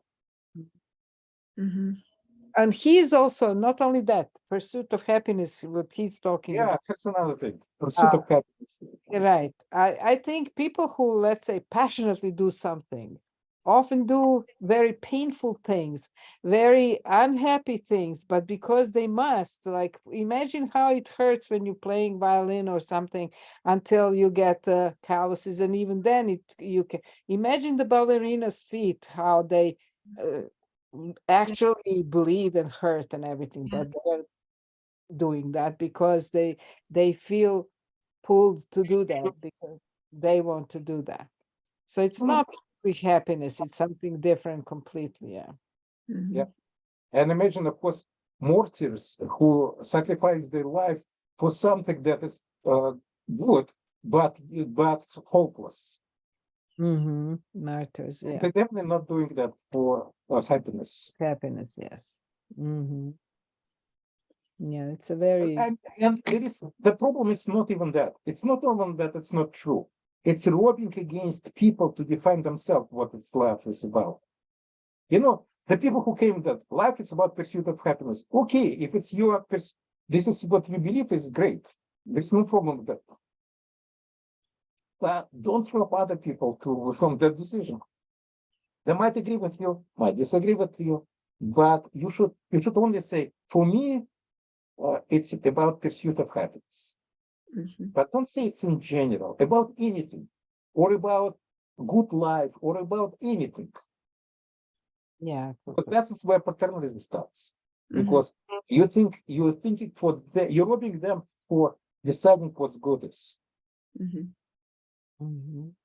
That's what undignifying thing is. Mhm. Right, exactly. Somebody knows better than you.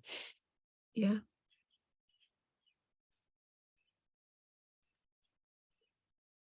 Very interesting. But Yeah. one thing is what Amy you actually helped me to think about. Probably what's missing is in any literature, maybe it exists, it just maybe I didn't came across.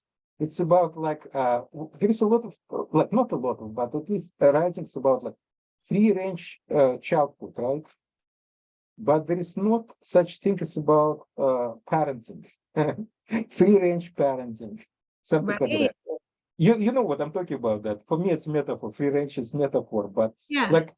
like exactly this challenges about thinking about through dignity versus paternalism.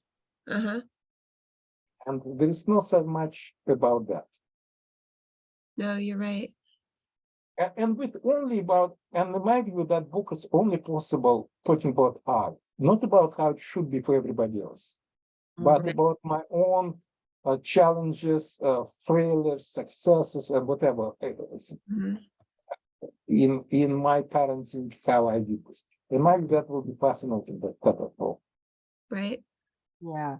And actually, another thing that you said something to Dragon that the door is already open, but I thought of it like for the societal ills.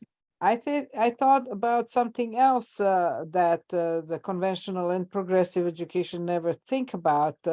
That really there is what student learns, whether they want it or not, will be what student learns. At the end of the day, they don't have control of that. Mhm. Yeah, of course, there is many things that they think they control and they don't. You know, what we learned through our school was something that was important to us, whether our teachers intended it, liked it, planned for us, or whatever. Yeah. Right. And the end result is going to be self-directed education, no matter what. Or not, and this is the biggest influence in my view. It's exactly robbing agency from students. That's the biggest influence that the school has, Yeah, just unfortunately. so And you it's not total, fortunately, but it is the damage that the school is doing. By the way, it's doing through the institutional failure and institutional success in both ways. in that sense, actually, would be very good that each educational book is reformulated from the point of view of the author's own education and say, like, what I learned in my life, when and why. What's And my what sounds important, what it's not important, and how it's changed with time as well. Right. Yeah. Like what I thought was important, I found not important, and vice versa. What I thought not important. I think it's good, but for me it was good. It might be for somebody else also. No, they should not even talk about somebody else. No. As soon as Yeah. they start talking about somebody else, it's a failure. Yeah. It's only myself. Right. Is that interesting? I, You see that's very interesting that Rousseau wrote about Emile. I don't know if you read Amy that book or not, but again, it's from educators. It's about educators for educators, Mhm. and the voice of the student there, Emile, Uh-huh. is very manipulated and exploited intentionally. And the author, this is what I like about Rousseau to some degree, much more than Dewey. That Rousseau was cynical to some degree. He believed in that, but nevertheless, he was cynical to say the truth. Uh-huh. Dewey was the same thing. He was doing the same thing. but he was covering it from himself. Although this quote was very good, I found that quote, it's a close he's coming to problem as, but Oh, he- sorry, I had to go out for a second. Which was the quote? And I wanted to ask you, but you were discussing and didn't want to stop everyone because of I'll tell you what the quote was. I think it's page 127, I believe. Yes, it started at the second part. It started from John Dewey, as detailed in the part 2. That's page 127 as a book, and electronically it's 134. If you're Oh, looking at the 27 is a book. Okay, 27 is a book. Okay. yeah, or 134 as like PDF. I'm very clear. And so 127, am I coming to that or I already passed that? Ah, It's a oh, yeah, beginning no, of I'm here. So it's the quote on the bottom of the in part 2. There is Yeah. one point in particular which may be signaled out for its present bearing. The problem of the relation between individual freedom and collective well-being is today urgent and acute. The problem of achieving both of these values without the sacrifice of either is likely to be the dominant problem of civilization for many years to come. The school has have their part to play in working out the solution, and their chief task is to create a form of community life and organization in which both of these values are preserved.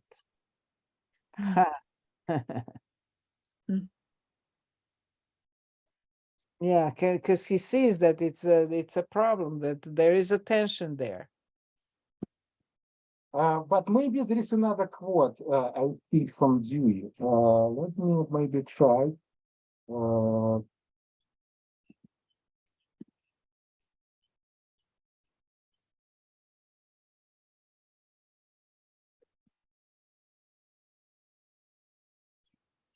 Let me look at this a little bit.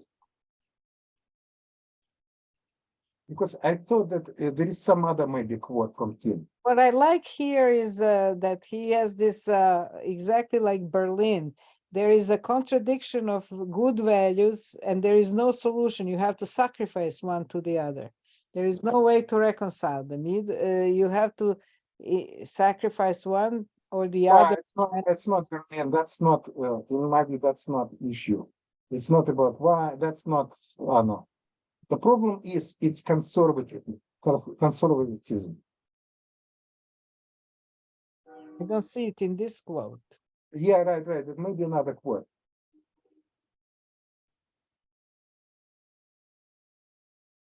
Just a second, maybe in another quote. Yes, it's another quote. I'm sorry. It's not that page. It's not that page. It's page 137 of the book. I'm sorry. Oh, 37 of the book. 137, not 27, 37. It's wrong page. Sorry. Okay. And it's started with the paragraph. Another problem issued by Dewey was the short-sightedness of education. Okay, hold on. I have to close. Okay. Sorry, it's wrong. Another problem issued by Dewey was the short-sightedness of education. Each generation is inclined to educate its young so as to get along in the present world instead of with a view to the proper end of education, the promotion of the best possible realization of humanity as humanity. Okay, yeah, it's conservatism. Yeah. The problem is that he's part of that problem as well. Right. Because that best realization of humanity is his answering to that question. And then he wants his students to educate in that. Also, he sees education again as a machine that produces Exactly. humans. Exactly. Instead of, I want education where I'm interested in science fiction. It doesn't have to do anything whether I'm a good human. If like if I'm No. He would argue against that, Anna. He thinks that it should be about humanity. But again, he makes decisions. That's the problem is. And he's that, he's not, you see, he's constantly above what he's saying, but he's a part of that, what he's saying. Right. He constantly in the bird's eye view, above. Mm-hmm. Mm-hmm. Well, he's a part of that. He's conservative part. He thinks he's progressive, but being progressive is conservative. Yeah, to Because achieve it's the in our current generation. He thinks that he will be good for forever, but he will not. And he will be not good already. First of all, he's very problematic good even in his own time. I know that he thinks that he's good, but other people disagree with that. And he wants to make sure that the kids will agree with him. Students will agree with him. And he tried to make them agree with him Mhm. because he's right.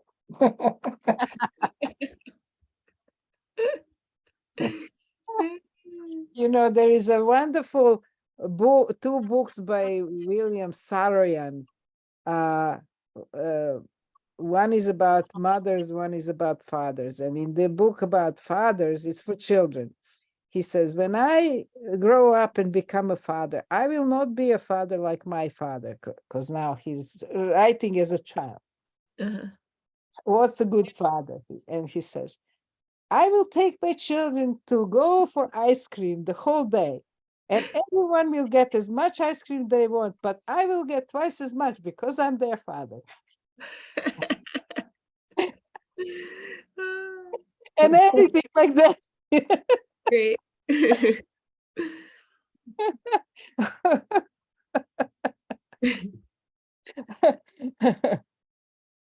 By the way, there is a very recent book. Unfortunately, it's not translated in English or whatever. It's written by a children's author, and he said the book's called "A Book of Evil Advice," something like that. And it's a poetry that gives children like a so-called bad advice. Oh, I And love it. it's a marvelous book because it's for the first time bringing this issue of dignity, children's dignity. Oh, do you have it? How can we Yeah, I find have it in Russian, but I don't think it's translated in English, unfortunately. I have a good one in English. It's fables you shouldn't pay any attention to. And it's fables written that are like the total wrong message, but like ones that kids would get a kick out of because they're evil. You know, it's so wrong. Like there's a fable about sharing where the guy he shares everything like you're supposed to, and then he dies because he ran out of food. Like the squirrel doesn't have enough food saved for the winter, so he dies. And it's like very blunt like that, but it's wonderful. But you know, like you have to imagine that children are clever enough to know that this isn't, you know, good advice, but you know, You know what I like about that? It's not only that, Amy. There is actually study was done that any proverb, you know, that has wisdom, you know, that proverb has wisdom, has exactly that another proverb with opposite wisdom. And I think this is how it should be. Uh-huh. No, you're right. Because the I issue can is give not, you evidence. just a sec, Anna. The issue is not, the wisdom is not in any statement, but to find boundary of that. When Right. it's one thing, when it's good to share and when it's good not to share. Yeah. Rather than Right. everybody, good people should share everything. Right. Yes. Right. I was, as a good student of statistics, first or second year of psychology, we were learning how to make good tests. And I was making a test about understanding of proverbs. And because I needed a lot of proverbs to create the test, I studied proverbs in Serbo-Croatian, and actually exactly what you said. For each proverb, there is an opposite proverb. Yeah. So it's very, very funny. So wisdom is not in the proverb or these things, but to find which proverb to use at which time and which not to use and why. And that's wisdom. Yeah. And this is kind of shortcuts with the opposite things. But the problem is our society is very, again, very monologic. It likes to essentialize wisdom. Mhm. Like sharing is good. No, not necessarily. Yeah. Right. Sometimes This it's is good. good. Mhm. It depends. And wisdom is what depends on, to think Mhm. about it. Under what circumstances. One is good and one is not good. And Yep. it's also will be not a formula. Right. And that's the wisdom to figure out like when it's good to do it. Yeah. Yeah. Yeah, so it's but that advice is different, little bit different, Amy, than this. It's Okay. mostly about how to deal with parents. Ah, okay. Like, for Interesting. example, like scare parents that you will run in like another country, like in Africa, and when animals like wild animals will eat you up, and the parents will cry, and it's a good idea that they will cry to the rest of their life because they didn't buy something to you or whatever. It's hilariously funny.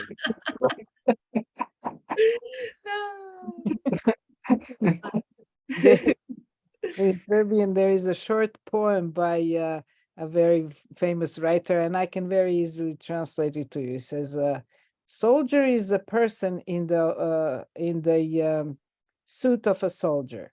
Doctor is a person in a suit of a doctor. Ballerina is a person in a suit of a ballerina. A child is a person in a suit of a child." Yeah, that's good. That's good. Like everybody is just kind of like a role, but it's Uh-huh. Uh-huh. Mhm. Yeah, very good, very good. Okay, Well, thank you. This was a great discussion. it is, yes. That's why this book is good for some reason to provoke a lot of interesting talks. Yeah, Yeah, absolutely. let me provide some of that advice. Like I'm trying to quickly summarize this, but it's written in such a poetic form that I'm losing kind of, but still. So this is one of the like it's kind of evil advice. Okay. Yeah. Uh, uh, um, okay. Before asking uh, Put it in the Google and it will translate it fast for you. That's true. But the problem is, unfortunately, it's provided as a picture from the text rather than. Okay, let me just a sec. I need to use on my phone. That's will It- picture. very quickly translate, and I can tell you that's good because it's since it's a poetry, it's not easy to translate it for Uh, right, poetic meanings. right. Okay, let me adjust camera. Okay, I did that in Norway all the okay, time. I'm reading just a little. Because I cannot. Okay, before asking your parents for something good, ask yourself: did I deserve that? Was an obedient, sweetie boy? If yes, ask twice much. If not, ask twice as plainfully. Plain, not plainfully, but how to translate? It's bad translation. Ask with what's the word? What's the word in Russian? What's the word in English? Жалобней. I don't No, know. you will not translate, Anna. It's a kind of children's slang almost like when you with pitfall. Pitiful. Ask Okay. twice pitful. Twice as pitiful. That's good. Uh, good advice. This is wonderful advice. Okay, let me quickly translate because I'm running out of energy. Okay, let me. If you decided to swim and jump down from the cliff, but in the flight you change your mind to drive into the wet river, stop falling into in the water and fly back up. Anyone can change their mind. And Great. you should see pictures. Pictures are terrific. It's like a boy Oh, jumping down, and there is a crocodile opens the mouth, Oh my goodness, I love this. Yeah, stop flying down. Stop. Anyone can change them. Oh, I wonder if, have you seen it translated anywhere, Eugene? I never saw it. I can try to do it because it's so great. We should translate it into English and publish it for children in the US. Yes, yes, and the picture you should. Okay, let And me the share. pictures. You will see just for the picture's sake, Yeah. because it's hilariously the painter. I don't know if he was an artist for this or not. Just a sec. Let me Okay. get first of all. No. Okay, now let me share. Yeah. So the first one Oh, didn't look. have picture. This one, the picture about the idea that you can fly up rather than fly down, Uh-huh. because everyone can change their mind. That's great. Look at the little people in the alligator's belly. Do you see them, Yeah. the little figures? Yeah, right. Brilliant. Yeah, that's good. I didn't notice that. So, Yeah, that's good. Yes, it is. Oh my gosh. That's so good. Jenny, do you want to get her? If you want, or I can go get her. Okay. Yeah. That is so good. by the way, it's terrible. This is basically a device. So if you get a tea that's very hot, and you don't have any time to wait when it's become colder, Uh-huh. and you sick and tired of breathing on that in order to make, put them on your on your knees, on your laps, because the tea has tendency to get colder while touching your knees.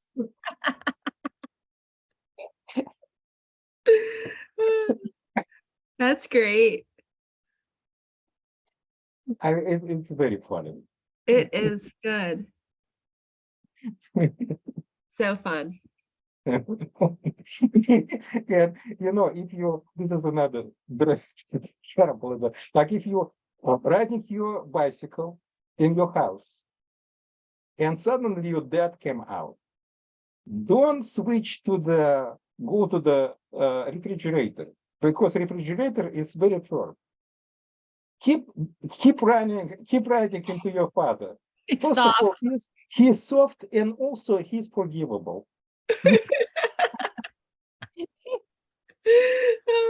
He will forgive you. He's soft, and he will forgive you. It's great. Oh, wow. This is great. Yeah.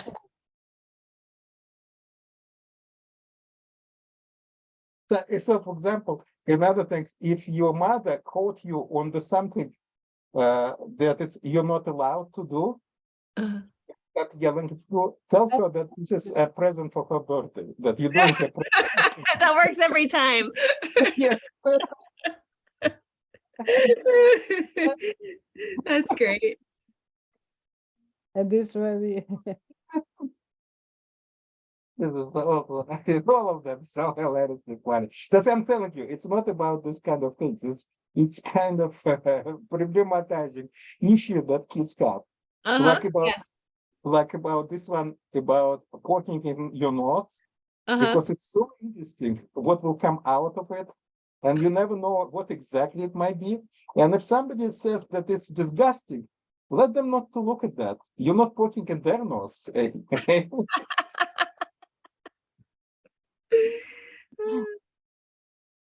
So good.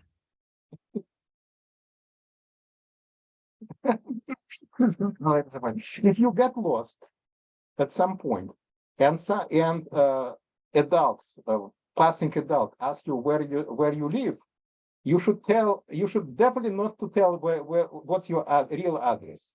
Tell them that you live in the nearby palm with the monkey in the faraway island. Because if you get lost, at least you should use that opportunity to travel abroad. That's great. Oh, I love it. Useful. Good. So good. Is this a recent publication or is this? No. It was kind of, he did it, I think, in maybe 90s. He Okay. unfortunately died. Okay. She's not alive, but it's there are some of them so wise about about certain things they're dealing. It's some kind of silly, but also the silliness is very kind of philosophical. You always like Right. think. Yes. Oh, that's By the way, children love that because I've yes. read some children, they just love that. And by the way, parents, not necessarily. Right. Oh, it's great.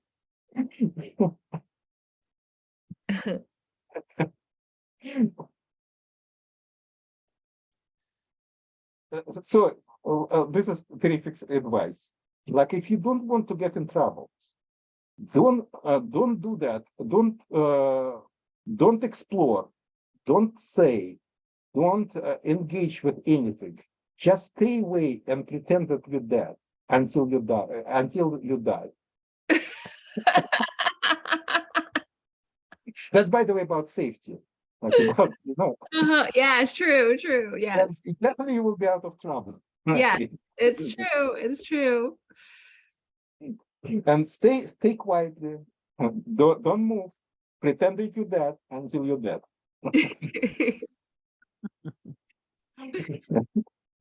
Oh, Oh, that's so so funny. so good. Yeah, I wish somebody translated that. Maybe you should, Eugene. Oh no, it should be really like in English it should be poetic because it's written. There is no rhyming, but it's written in Yeah. very poetical language. Yeah, it should be a Native American speaker who has a feeling for English in that sense and understands well Russians, because it's really like always writing new poetry. You cannot use word by word. Right. Also, you need to have children's sensibility. Also, you need to have sensibility how adults talking, because there is hidden speech of adults there Yes. as well. Yes. We had, for instance, a wonderful translator who translated another very complex Russian author, but maybe it's easier in Serbian. What's his name? Od dwóch do pięti, who wrote that? The Russian. Od dwóch do pięti, Eugene. What's his name? Kornei Chukovsky. Kornei Chukovsky. And he not only is a poet himself, he collected a lot of children's interesting events, sayings, what they do, and wrote about that. To translate that is incredibly difficult. Yeah. But sometimes you have to completely change the word. You cannot do it literally. You have to do metaphorically, because children create wonderful metaphors which Yeah. don't in another language. Yeah. Yeah. It's maybe easier from Russian to Serbian than to English, but also we had a wonderful translator who translated Ogden Nash, a poet, to Serbian. Yes. That's completely like, it's crazy poetry. It's like even in English, it's a lot of fun and play like a child with that. Yes. Yeah. I think I've seen that. Yeah. Ogden Nash books. Yeah, he's fantastic. Yeah. Yeah. Yeah, that's a completely different. It's very, very hard thing to do. Okay, look.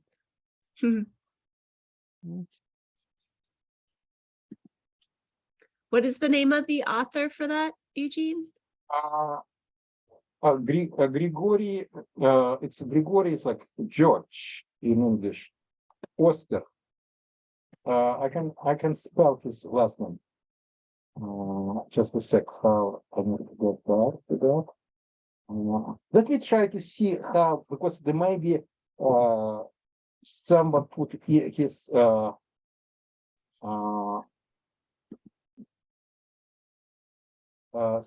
his name in English, and even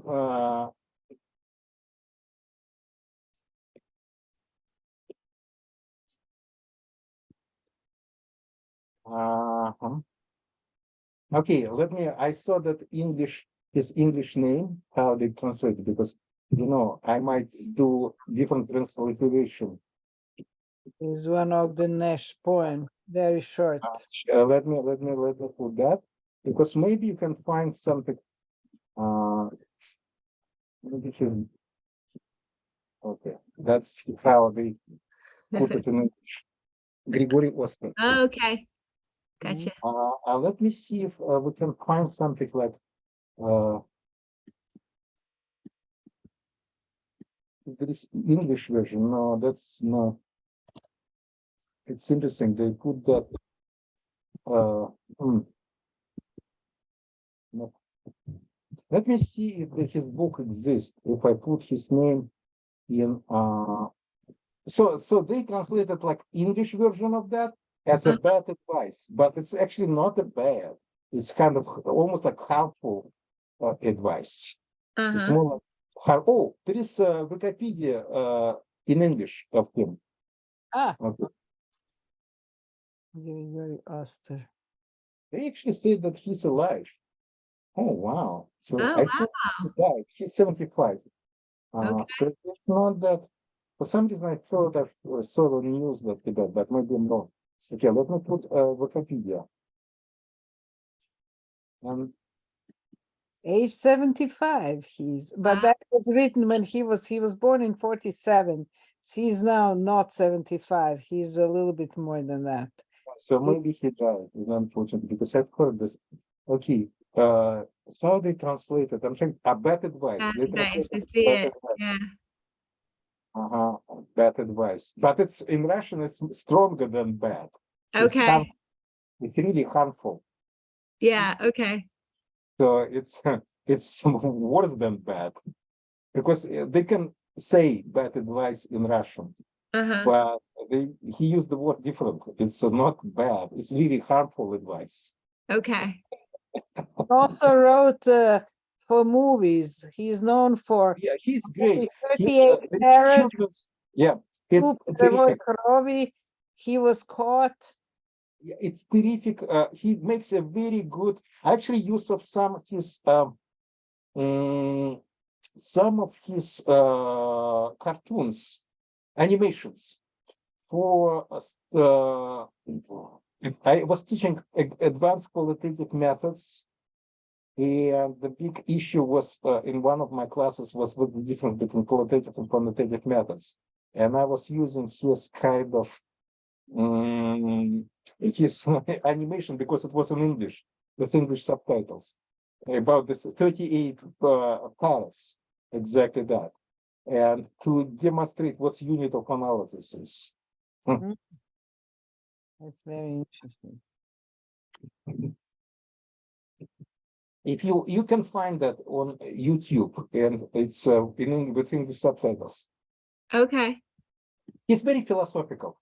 When all his children's literature, it's that's why adults love it as well. Yeah. Or hate, Cool. or they can hate it. Depends. Right. Sure. Sure. Because you cannot be neutral. You either hate it or love it as adult. All kids, mostly kids, love that. Very cool. Well, thank you for introducing me to him. Because he's not patronizing in his literature. Right. He's very, very, very addressing them as human beings rather than patronizing. Yeah. Reminds me of his things about Dr. Dolittle a little bit. Yeah. Okay. Okay. Well, thank you. This was a wonderful discussion. Was wonderful discussion. Good book. Choice. Yeah. I have to Yeah. go Thank you. to do some homework for tomorrow. Have a good night. Bye. Good Bye. night. Good night. Ending for everyone.